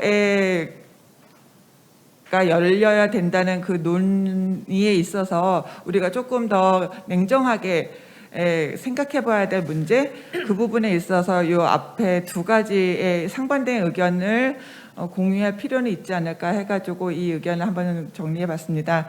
첫 번째는 사실 이제 코로나 초기에 우리 이 아동이 상대적으로 성인이나 노인에 비해서 감염에 이제 안전했었다는 의견이 있었고, 또 하나는 지금 이제 영국이나 미국에서 이 락다운에 따른 휴교 조치에 대해서 휴교 조치가 단순히 휴교 조치 효과성에 대한 논란이 조기 계약의 명분이 되어서는 안 된다라는 의견도 사실 적지 않다. 그 이유가 이제 여기 보시는 것처럼 간단하게 정리했지만 다양한 연구 결과들이 소개가 되고 있습니다. 그래서 밀집 공간의 전염률, 뭐 잘 아시겠지만 전염률이 높고 특히 이제 아이들이 소아과 질환이 매우 바이러스에 민감하게 반응을 하고 있다라는 점, 그리고 이제 아동들의 아동 가정에서 면역 관리가 어떻게 이루어지고 있는지 이게 파악이 쉽지 않다라는 것과 지역 사회에서 이게 감염의 매개체로 활동 가능성도 우리가 고려해야 된다. 이런 이유로 사실 휴교 조치를 한꺼번에 열기가 쉽지 않은 의사결정이다. 그렇지만 교육당국에서는 지금 2학기 전면 그 학교 개방에 대해서 열심히 노력을 하고 있는 상황이긴 합니다. 그래서 우리가 그렇게 하기 위해서는 아까 정익준 교수님께서도 말씀하셨지만 굉장히 철저한 방역 관리로도 그게 가능할 수도 있다. 사실 지금 세종시 같은 경우는 전면 학교 운영하고 있거든요. 그런데 학교를 통해서 감염이 되는 사례는 세종시에서 아직도 없는 것으로 알고 있습니다. 그래서 학교에서 어떻게 관리하는가에 따라서 충분히 우리가 그것을 할 수 있다는 것을 보고 있기 때문에 학교를 통해서 우리가 더 얻는 것이 많을 수 있다는 것을 보여주면 되지 않을까, 그 부분은 말씀드리고 싶고, 이 보건의료 논쟁과의 한 축으로 더 심각하게 고려할 점은 사실은 이 감염병 확산 과정에서 나타난 경제사회적 충격이 단순히 그 가정 내에서 아동을 지켜내는 거, 그리고 그 아동을 지키기 위한 가족 체계와 사회 안전망이 적절히 작동하지 못하는 문제에 우리가 조금 더 초점을 맞춰야 되지 않겠는가 하는 것입니다. 이 그림 뭐 매우 익숙하실 텐데 그 아동을 둘러싼 가족, 사회, 그리고 더 넓은 사회 문화적 규범 체계가 아동한테 어떻게 영향을 미치는가 하는 그림인데, 죄송하게도 글씨가 너무 작아서 아마 잘 안 보이실 텐데요. 요거를 요 다음 슬라이드에서 조금 더 체계적으로 정리를 한 것입니다. 나중에 돋보기로 보시면은 조금 더 쉽게 정리가 되어 있는데, 이게 어떤 내용이냐면 이 코로나 상황에서 신체적, 심리 정서적, 그리고 돌봄 공백, 그리고 심지어는 아동이 노동에 노출되어 있거나 사회적 배제라는 어떤 이러한 위기 요인들이 발생해서 아동 발달의 위험 요소로 작동을 한다는 이야기입니다. 그러니까 아까 말씀드린 대로 단순히 그냥 바이러스에 의한 위험 요인이 아니라 감염병이 촉발된 사회 경제적인 그 위기 요인이 이러한 그 위험 요소들이 발생해서 아동 발달에 다양하게 위기를 초래할 수 있다라는 것이고, 이러한 위기 요인들이 결국은 아동 발달에 지금 당장은 어떻게 영향을 미칠지 모르지만 장기적으로 위험 요소가 될 수 있다라는 점을 우리는 주목해야 된다는 것입니다. 우리나라는 당장 이런 연구들이, 실증적인 연구들이 많이 없습니다. 그리고 이 연구를 지금 당장 그걸 확인할 수도 없습니다. 그렇지만 외국의 연구들을 보면 사스 때 그랬었고 메르스 때 그랬었고요. 그리고 그 이전에 많은 연구들이 보여주는 것은 아동이 지금 겪고 있는 이 문제가 단순히 지금 당장의 문제가 아니라 이 아이들이 성장하는 과정 내내, 그리고 이 아이들이 다 자라고 난 다음에 성인기 이후까지 영향을 미칠 수 있다는 것을 생각해 보자는 것입니다. 그래서 지금 당장의 문제가 아니라 나중에 성인기가 된 이후까지 영향을 미친다는 것을 생각해 보면 우리가 조금 더 뭔가 지금 당장의 상황에서부터가 지금 당장의 문제를 해결하기 위한 방법이 아니라 또 길게 보고 사회적인 문제로 이것을 접근해야 되지 않겠는가, 그런 방식으로 이 상황을 지켜볼 필요가 있다라는 점을 말씀드리고 싶습니다. 그리고 이제 앞에서도 여러분들이 말씀을 주셨지만 취약계층의 아동들이 겪는 지금 이 상황은 훨씬 더 심각하다. 그리고 취약계층의 아동들은 가지고 있는 자원 자체가 한계가 있기 때문에 지금 겪고 있는 이 상황의 문제들이 혹여 상황이 나아지고 나더라도 이걸 개선하기 위한 자원조차도 제약이 있다라는 점을 기억을 해야 한다는 것입니다.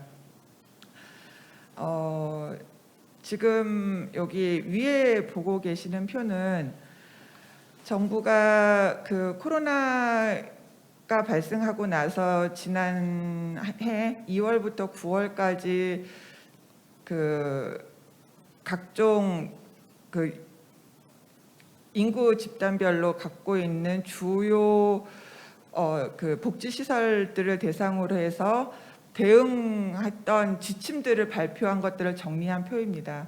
그 주로 이제 돌봄 제공 기관들에 대해서 어떠한 지침들을 대응을 했는지를 현안들을 간단하게 정리를 한 것인데요.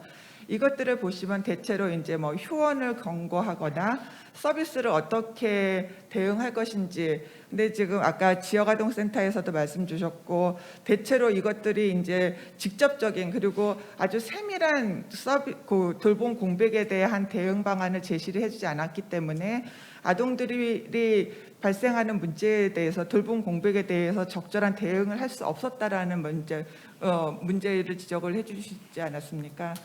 보는 것처럼 긴급 돌봄 수요에 대해서 체계적으로 대응을 할 수가 없었다는 문제가 있었고, 아니면 오히려 그 돌봄 부담이 가중이 되면서 피로감이 쌓였다는 문제를 제기를 해주셨죠.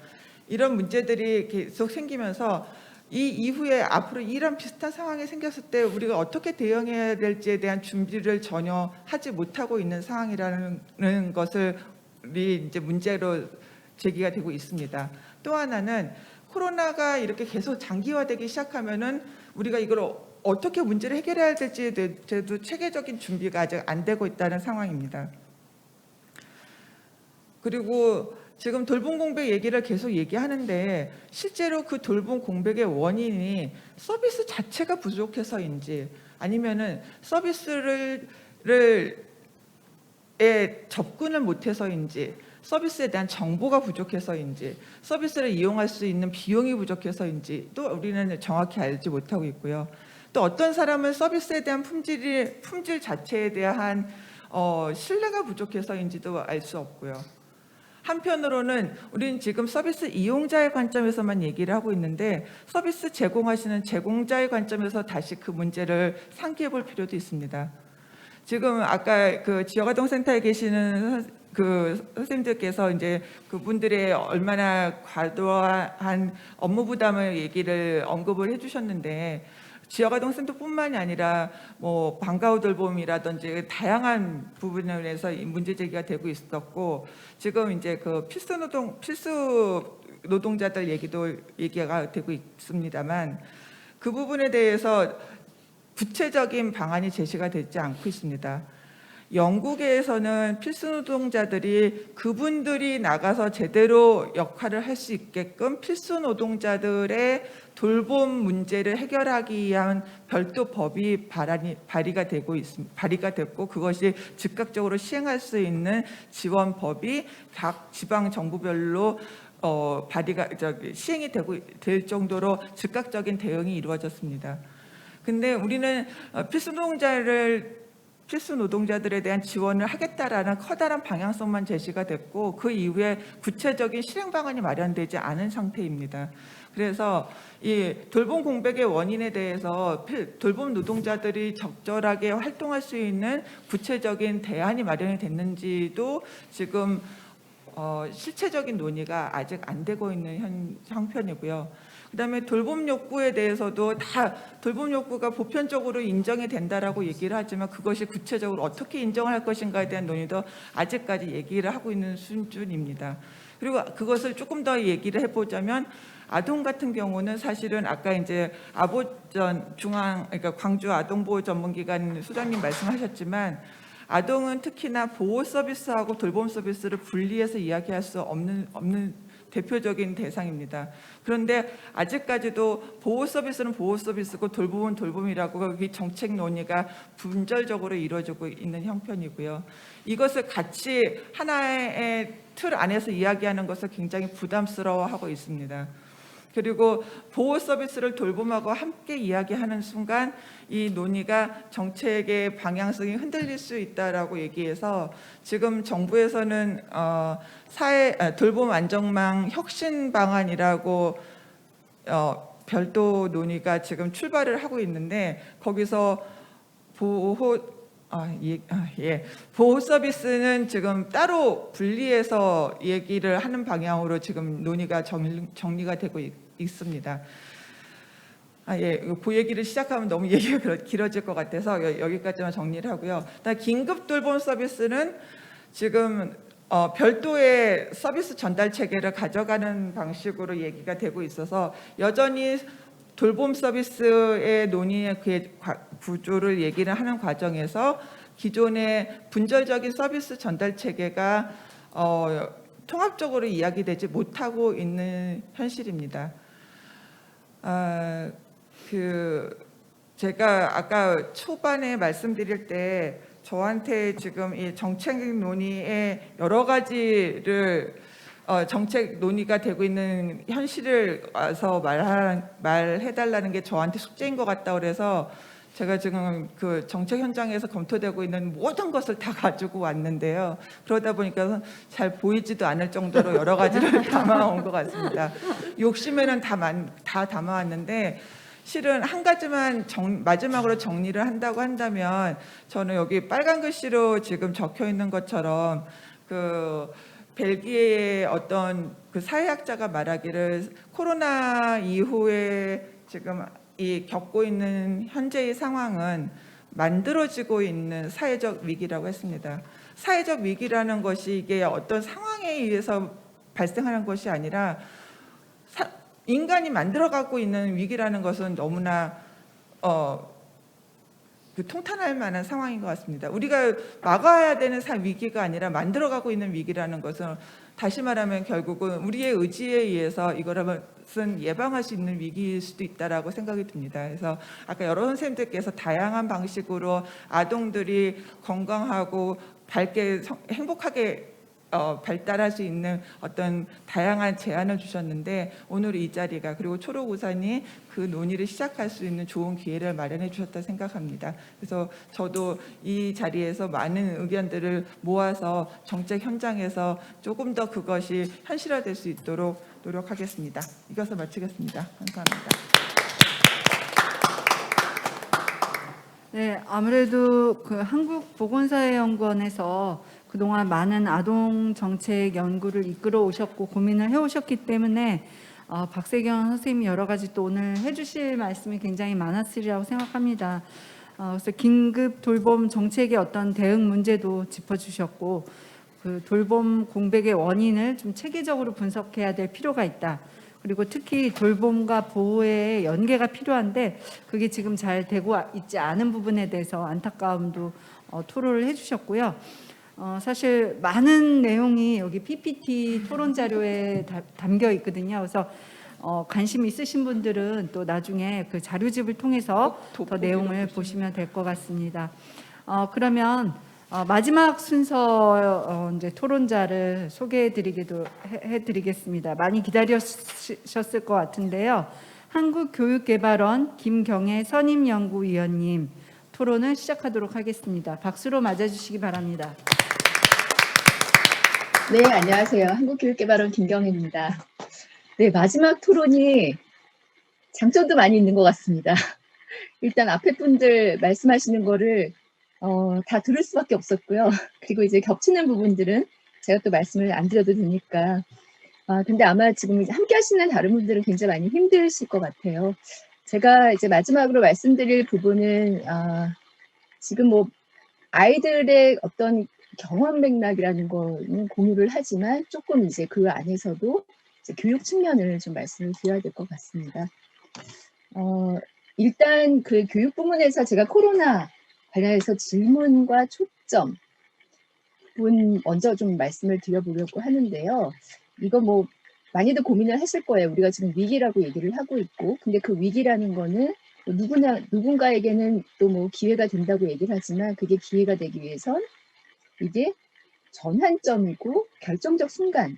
그러니까 결국에는 지금 이 순간에 우리가 어떤 질문을 던지고 어떤 방향을 설계하고 어떤 선택을 하느냐에 따라서 그 이유가 달라지기 때문에 이 위기, 대변동이 굉장히 역사적으로도 개인적으로도 굉장히 중요한 때라고 생각이 되는데요.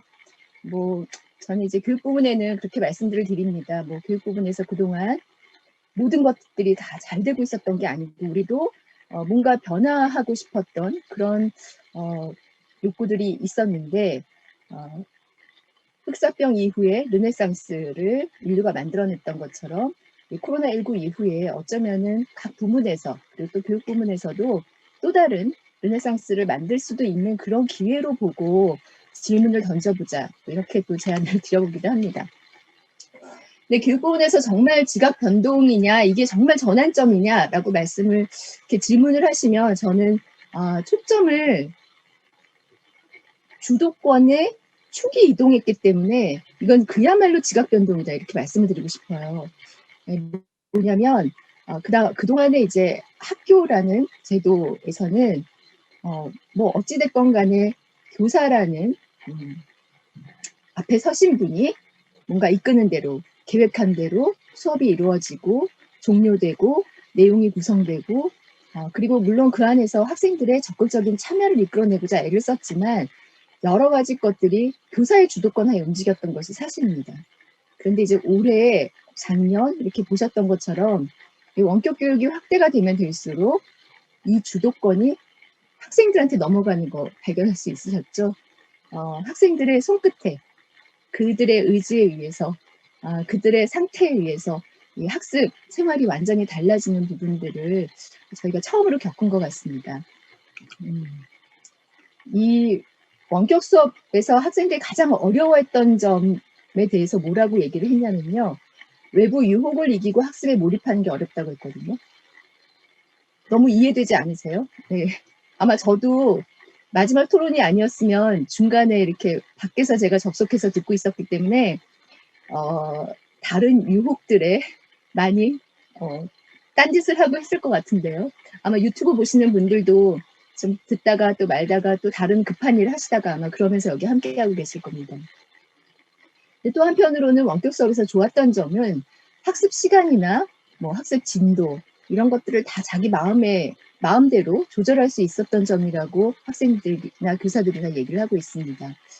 결국에는 내 맘대로 할 수 있었던 것이 힘들면서도 어려웠다고 얘기를 하는 건데요.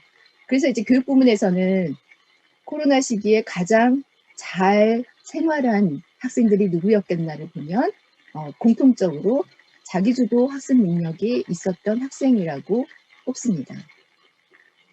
근데 이제 한번 생각해 보세요. 여기 이제 접속하신 선생님들이나 다 자기주도적 학습자세요, 본인이. 그 어른들도 굉장히 어려운 거거든요. 외부 자극이 있고 숙제가 좀 주어지고 같이 으쌰으쌰 하는 사람이 있어야지 보통은 주도력도 발휘를 할 수 있는데 그렇기 때문에 학생들한테 굉장히 어려웠던 시기일 거라고 생각이 듭니다.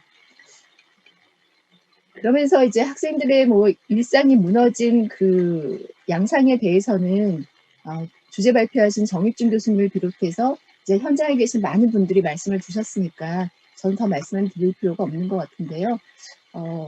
저는 이제 한 단어로 표현하면은 에너지를 잃고 이제 무기력해진 학생들이 너무나 많아진 그 상황을 좀 말씀을 드리고 싶습니다. 네. 그러면서 이게 사실은 개인의 문제가 아니라 넘어서서 사회적 장기적 문제라는 것도 좀 전에 박세균 실장님 말씀해 주셔서 저는 넘어가도 될 것 같습니다. 결국 코로나19가 이 교육과 관련해서 전환점이 될 수 있는 이유는 학습의 주도권을 쥔 학생을 중심에 놓고 교육 전체를 다시 생각해 볼 수밖에 없기 때문인 것 같습니다. 근데 그 원인에 대해서 일단 좀 파악을 해야지 대안들을 마련을 할 텐데요. 저는 교육 생태계 전반이 무너졌기 때문이라고 생각을 합니다. 그동안 우리가 뭐 교육복지 공동체라든지 아니면 뭐 마을교육이라든지 굉장히 이 생태계를 만들기 위해서 노력을 많이 해왔잖아요. 그런데 이제 그 부분이 사회적 거리두기로 인해서 사실 이제 가정, 지역사회, 학교의 이 협조 체제가 무너진 그 상황 때문이라고 생각을 하고 있습니다. 그러다 보니까 사실은 원래 학생들은 굉장히 배경들이 다양한데 그 다양한 배경에도 불구하고 우리가 적어도 학교 문을 들어서는 순간부터는 기회나 과정이나 여러 가지 결과 측면에서 어떻게든 평등함을 좀 보장하자라는 취지로 이런 교육체제라는 것들이 만들어졌는데 이번에는 이 학교와 또 공적 영역들의 힘이 약화되면서 굉장히 이제 사적 부문들에 의해서 학생들의 삶이 이루어질 수밖에 없는 상황이었던 것 같습니다. 이렇게 공적 부문이 기능이 약화된 상황에서 사실 공적 시스템을 보완할 정도의 막강한 사적 자원을 가진 학생은 정말 극히 일부인 거죠. 여기 선생님들 되게 있는 그 자녀들은 어떠신지 모르겠어요. 지금 예전에는 불리한 학생 집단이라고 속하지 않았던 많은 학생들이 이 코로나 시기에는 굉장히 이제 불리한 상황이었다는 것들을 여러 가지 자료를 통해서 보게 됩니다.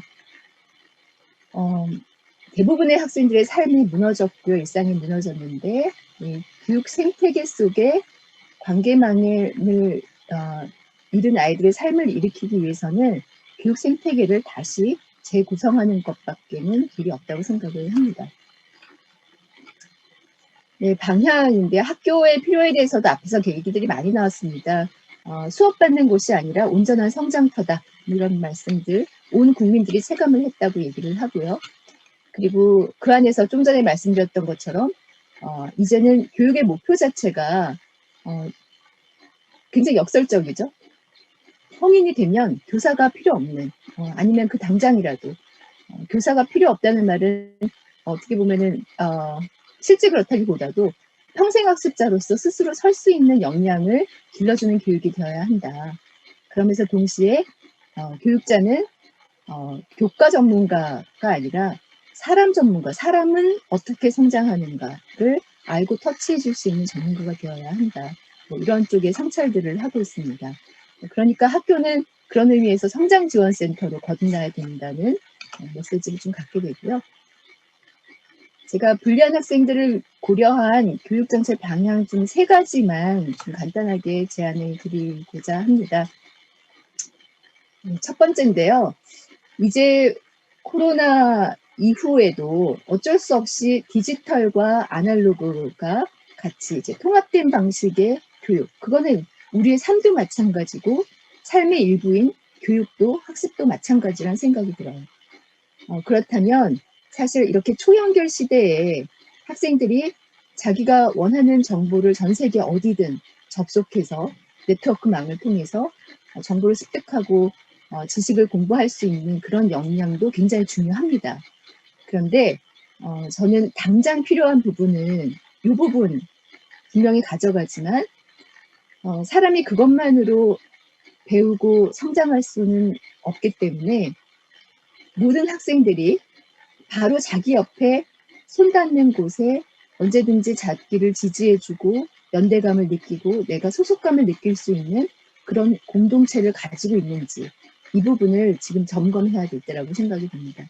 그게 있어야지 이게 단단한 자기 삶의 뿌리가 되면서 다른 학습으로까지 연결이 될 수 있다고 생각하기 때문이에요.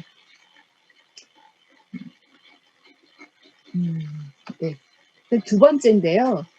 두 번째는 아까 말씀드렸던 것처럼 지금까지 교육복지라는 용어를 통해서 우리나라에서도 교문을 들어서는 순간부터 어떤 형평성을 보장하기 위한 여러 가지 것들을 제도들을 많이 정책적으로 이제 시행을 해왔습니다. 그런데 이제는 학생이 있는 바로 여기가 학습터인 거죠.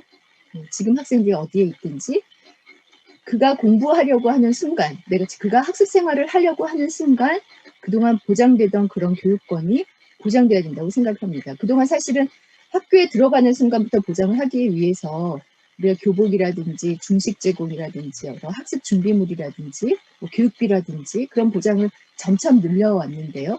그러면서 물론 이제 교육복지 체계를 지역 안에서 구축도 했지만요. 근데 조금 더 본격적으로 학교가 학습을 담당하고 지역이 그 밖의 것들을 조금 더 나눠서 역할 분장하는 그런 체제를 좀 벗어나서 이제 학교가 학습만이 아니라 일상생활터로서의 그 영역을, 역할 부분을 넓혀가는 것과 마찬가지로 지역사회에서도 학생들의 학습을 감당할 수 있는 그런 역할들을 감당해 가야 될 때라고 생각합니다. 그런 의미에서는 학교나 지역 공공기관에서 소규모 학습터들을 운영해서 예컨대 어떤 학교에서 확진자가 나와서 갑자기 학생들이 등교를 할 수 없게 됐다라고 할 때도 335 주민센터도 좋고요. 청소년 기관도 좋고 여러 가지 복지기관에서 그 공간을 마련을 해줄 수 있어야 된다고 생각을 합니다. 마지막으로 세 번째인데요. 이번에 보니까 지금 많은 분들이 학교 문을 열어야 된다라고 말씀을 하셨는데 공감합니다. 특히 저는 초등학교는 그 지속 가능한 이 방역 시스템을 위해서라도 학급당 학생 수 15명으로 제한을 해서 초등학교는 적어도 늘상 열려야 된다고 이렇게 주장을 좀 하고 있습니다. 그런데 한편으로는 학교가 너무나 학생들과 관련된 많은 것들을 움켜쥐고 있었던 건 아닌가 하는 반성도 되거든요. 이번에 보니까 이 학생들을 우리가 지역사회가 같이 키운다고 했었고 가족 접근도 굉장히 중요했는데 지자체와 이제 교육자치가 너무 분리돼서 움직였던 그런 부분들 때문에 좀 통합돼서 운영됐으면 더 효율적일 수 있었던 것들을 못한 부분들이 좀 눈에 띄었습니다. 그래서 조금 그 지자체에서 학생 주민, 청소년 주민에 대한 역할을 확대할 필요가 있지 않나 이렇게 말씀을 드립니다. 구체적인 뭐 정책 대안들은 여기 자료집에도 좀 있으니까요. 참고하시면 될 것 같습니다. 그래서 디지로그 관계망을 구축하는 부분, 그다음 학습생활복지로의 확대, 그다음에 지역 안에서의 공동체성, 그리고 지자체와 교육자치 부분의 연계성에 대해서 세 가지를 말씀을 드리면서 제가 이렇게 코로나를 좀 극복하기 위한 교육 부분에 대한 방향을 이렇게 말씀드리다 보면 그게 지금까지 우리가 미래 교육에 대해서 설계하고 방향을 잡던 것하고 굉장히 맞닿아 있거든요. 그래서 이것들을 잘 극복하면 교육의 르네상스로까지 꿈꾸면서 만들어갈 수 있지 않을까. 맨 마지막이니까 이런 희망적인 말씀을 드리면서 발표를 마치도록 하겠습니다. 감사합니다. 네, 교육정책 전문가답게 여러 가지 정책에 대한 대안을 말씀해 주셨는데 특히 이제 이 코로나 재난이라는 것을 이 위기를 어떻게 기회로 만들 것인가 그래서 교육복지를 넘어서 어떤 학습 생활복지로의 전환이라든지 디지로그 학습의 관계망 구축이라든지 그다음에 학교에 너무 이렇게 집중됐던 여러 가지 역할을 가정이나 지역사회에 좀 분산을 시키자 이런 말씀을 주셨습니다. 마지막 토론자셨던 김경애 선임연구위원님께 다시 한번 박수 부탁드립니다. 네, 긴 시간 동안 토론과 이제 열띤 이 논의가 이어졌는데요. 먼저 발표를 하셨던 정익준 교수님께서 토론을 좀 들으시고 느끼신 바를 짧게 1분 내에 좀 정리를 해주시고 또 여기 또 많은 질문들을 해주셨기 때문에 온라인으로요. 그 질문을 또 다뤄보도록 하겠습니다. 네, 뭐 다 비슷한 얘기를 하셔서 제가 보기엔 뭐 다른 얘기를 하기 저는 토론이 재밌으려면 하여튼간 약간 싸움도 있고 이래야지 재밌는데 그러지 않아서 근데 학교를 가는 문제와 관련해서는 좀 조심해야 된다는 입장과 가도 되겠다라고 이렇게 생각하는 입장이 있는 것 같아요. 저는 아까 저 필수 노동자 얘기하셨는데 왜 교사는 필수 노동자가 아닌가라는 문제 제기를 하고 싶습니다. 그래서 학교라는 공간이 꼭 학습의 공간이라서 문을 열라는 그 뜻은 아니고요. 나는 학교에서 공부하지 않아도 전혀 상관이 없습니다. 그냥 아이들이 놀고 교제하고 돌봄을 할 수 있는 공간으로 적절하게 이제 사용돼야지 될 거라는 생각이 들고요. 처음 닫는 곳이 아니라 아까 전에 뭐 한요원 센터장이 얘기하셨던 것처럼 마지막까지 열려야 하는 곳이 아닐까 이렇게 생각이 되고 교사도 필수 노동자로서 충분히 역할을 하실 수 있지 않을까. 그렇지 않는다면 아까 전에 진짜 교사가 필요 없는 학교가 되지 않을까 이런 생각을 하게 됩니다. 그래서 저는 아이들이 아동 권리 측면에서 밀렸기 때문에 학교를 못 가고 있다라고 개인적으로 생각하고 있습니다. 뭐 밀집 공간의 전염률이 높다라는 거, 그리고 뭐 감염의 매개체가 될 수 있다는 건 회사가 더 높습니다. 왜 학교가 그런 공간이 돼야 되는지 저는 다시 한번 방역 당국이 등교를 기반으로 해서 방역 수칙을 다시 한번 만드는 것들을 진지하게 고민할 때가 되지 않았나 이렇게 생각이 됩니다. 네, 감사합니다. 그러면 질문들을 많이 해주셨는데 저희가 이제 지금 시간 관계상 몇 가지 비슷한 질문이 있어서 그거 한 가지만 좀 다루고 이 시간을 마치도록 하겠습니다. 몇 분들께서 질문해주신 내용 중에 이제 우리가 코로나19 이후의 상황을 이제 생각해봐야 되지 않겠냐. 그리고 특히 아동복지는 이 이후에 어떻게 발전을 해야 될까 이런 질문을 좀 주셨어요. 굉장히 어려운 질문이기도 하고 큰 고민이기도 한데 여기 참여해주신 뭐 토론자분들께서도 말씀해 주셔도 좋을 것 같고요. 예, 혹시 여기에 대해서 좀 의견을 좀 말씀해 주실 선생님 있으실까요? 코로나 종식된 이후에 그 아동복지의 방향이라든지 어떻게 나가는 것이 가장 좋을까요? 아동복지.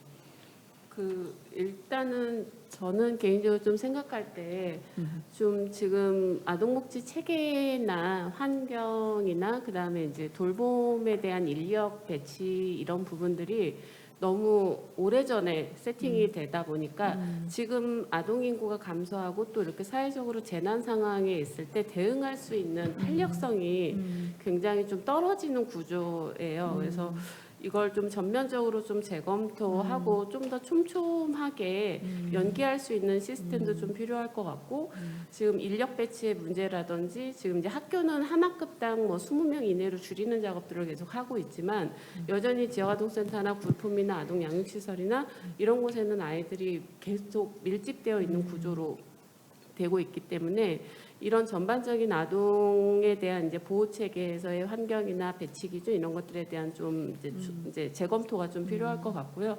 이제 질적인 부분에 대한 고민이 좀 많이 되는데 사실 이게 현장에서 스스로 노력한다고 할 수 있는 부분은 좀 한계가 있는 것 같아요. 그래서 그 돌봄 인력에 대한 좀 전문성을 좀 가지는 것도 좀 필요할 것 같고 돌봄에 대한 노동을 조금 낮게 사회적으로 평가하다 보니까 뭐 돌봄을 하는 유사한 교육복지 선생님들도 마찬가지고 여성들의 단기 인력으로 그리고 낮은 임금으로 계속 배치되다 보니까 지원센터뿐만 아니라 뭐 다 함께 돌봄을 하는 인력도 마찬가지고 어린이집 선생님들도 교육복지를 하는 선생님들이 대부분 다 여성 노동을 하는 분들인데 그 부분에 대한 돌봄의 가치 자체를 너무 낮게 하니까 조금 이제 질적인 재고를 위해서는 이제 아동복지 정책은 사실 아동복지를 하는 인력의 질을 넘을 수 없기 때문에 그 부분에 대한 부분은 좀 국가가 다시 재검토해 주셨으면 하는 바람입니다.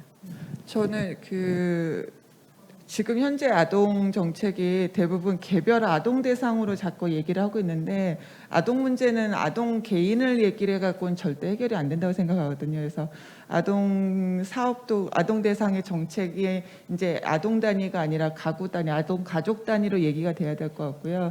그리고 제발 개별 부서가 얘기할 게 아니라 관련 부처들하고 좀 얘기 좀 옆에 관련 부처들하고 얘기 좀 했으면 좋겠고 그다음에 이제 중앙부처가 모든 걸 할 수 있다는 생각은 버리셔야 될 것 같고 지방자치단체 지역에서 지역사회 중심으로 논의할 수 있는 구조 아까 지금 서울시가 굉장히 그 교육복지센터가 이렇게 지역사회에서 열심히 역할하는지 오늘 알았는데 서울시가 그렇게 노력하는 것처럼 다 지자체에서 지역 중심의 역할 지자체 역할에 대해서 다 고민할 수 있는 그런 기회가 됐으면 좋겠습니다. 네, 저도 한 말씀 드릴 기회를 주시면 아까 전에 그 김경애 선생님께서 흑사병 이후에 르네상스가 있었고 코로나19 이후에 이제 어떤 것이 있을까? 저는 돌봄의 가치를 새롭게 생각하는 예전에는 교육이 굉장히 중심이었고 돌봄은 낮은 가치였다라고 하면 저는 교육 속에 돌봄이 있었고 돌봄 속에 교육이 있었다라고 생각이 됩니다. 그런데 지금까지 국가는 교육에 대해서는 모범고용주로서의 역할을 충분히 했는데 돌봄에서는 모범고용주로서의 역할을 충분히 하지 못했습니다. 그래서 돌봄의 사회적 가치를 높이는 작업이 저는 르네상스 차원에서 이루어져야 되지 않을까 이렇게 생각이 됩니다. 네. 그래서 오늘 좋은 말씀 많이 주셨는데요. 진짜 이 코로나로 아동들이 굉장히 어려움에 있는 거는 사실이지만 이것이 곧 기회가 되려면 우리가 그동안 어떻게 보면은 좀 저평가돼 왔던 이 아동복지 그리고 돌봄 체계를 지금 굉장히 이렇게 좀 발전시킬 수 있는 이런 기회로 우리가 삼았으면 합니다. 오늘 장시간 토론에 참여해 주시고 또 특히 좋은 연구를 통해서 아동 행복 지수에 대해서 발표를 해 주신 정익준 교수님 그리고 6분의 토론자분들 감사드립니다. 그럼 이로써 저희 2부 토론 순서는 마치고요. 제가 마이크를 사회자분께 다시 넘기도록 하겠습니다. 네, 감사합니다. 이로써 오늘 포럼 일정이 모두 끝났습니다. 주제 발표와 토론을 통해서 제안을 해주신 다양한 대안들이 빨리 실현이 돼서 우리 아이들의 일상의 회복이 되고 말씀해 주신 대로 더 행복할 수 있는 새로운 기회가 될 수 있도록 저희 초록우산 어린이재단이 더욱더 앞서서 노력하겠습니다. 모두 관심 있게 지켜봐 주시고 많은 참여 부탁드립니다. 그럼 이번 가을 20차 포럼에서 다시 찾아뵙겠습니다. 감사합니다.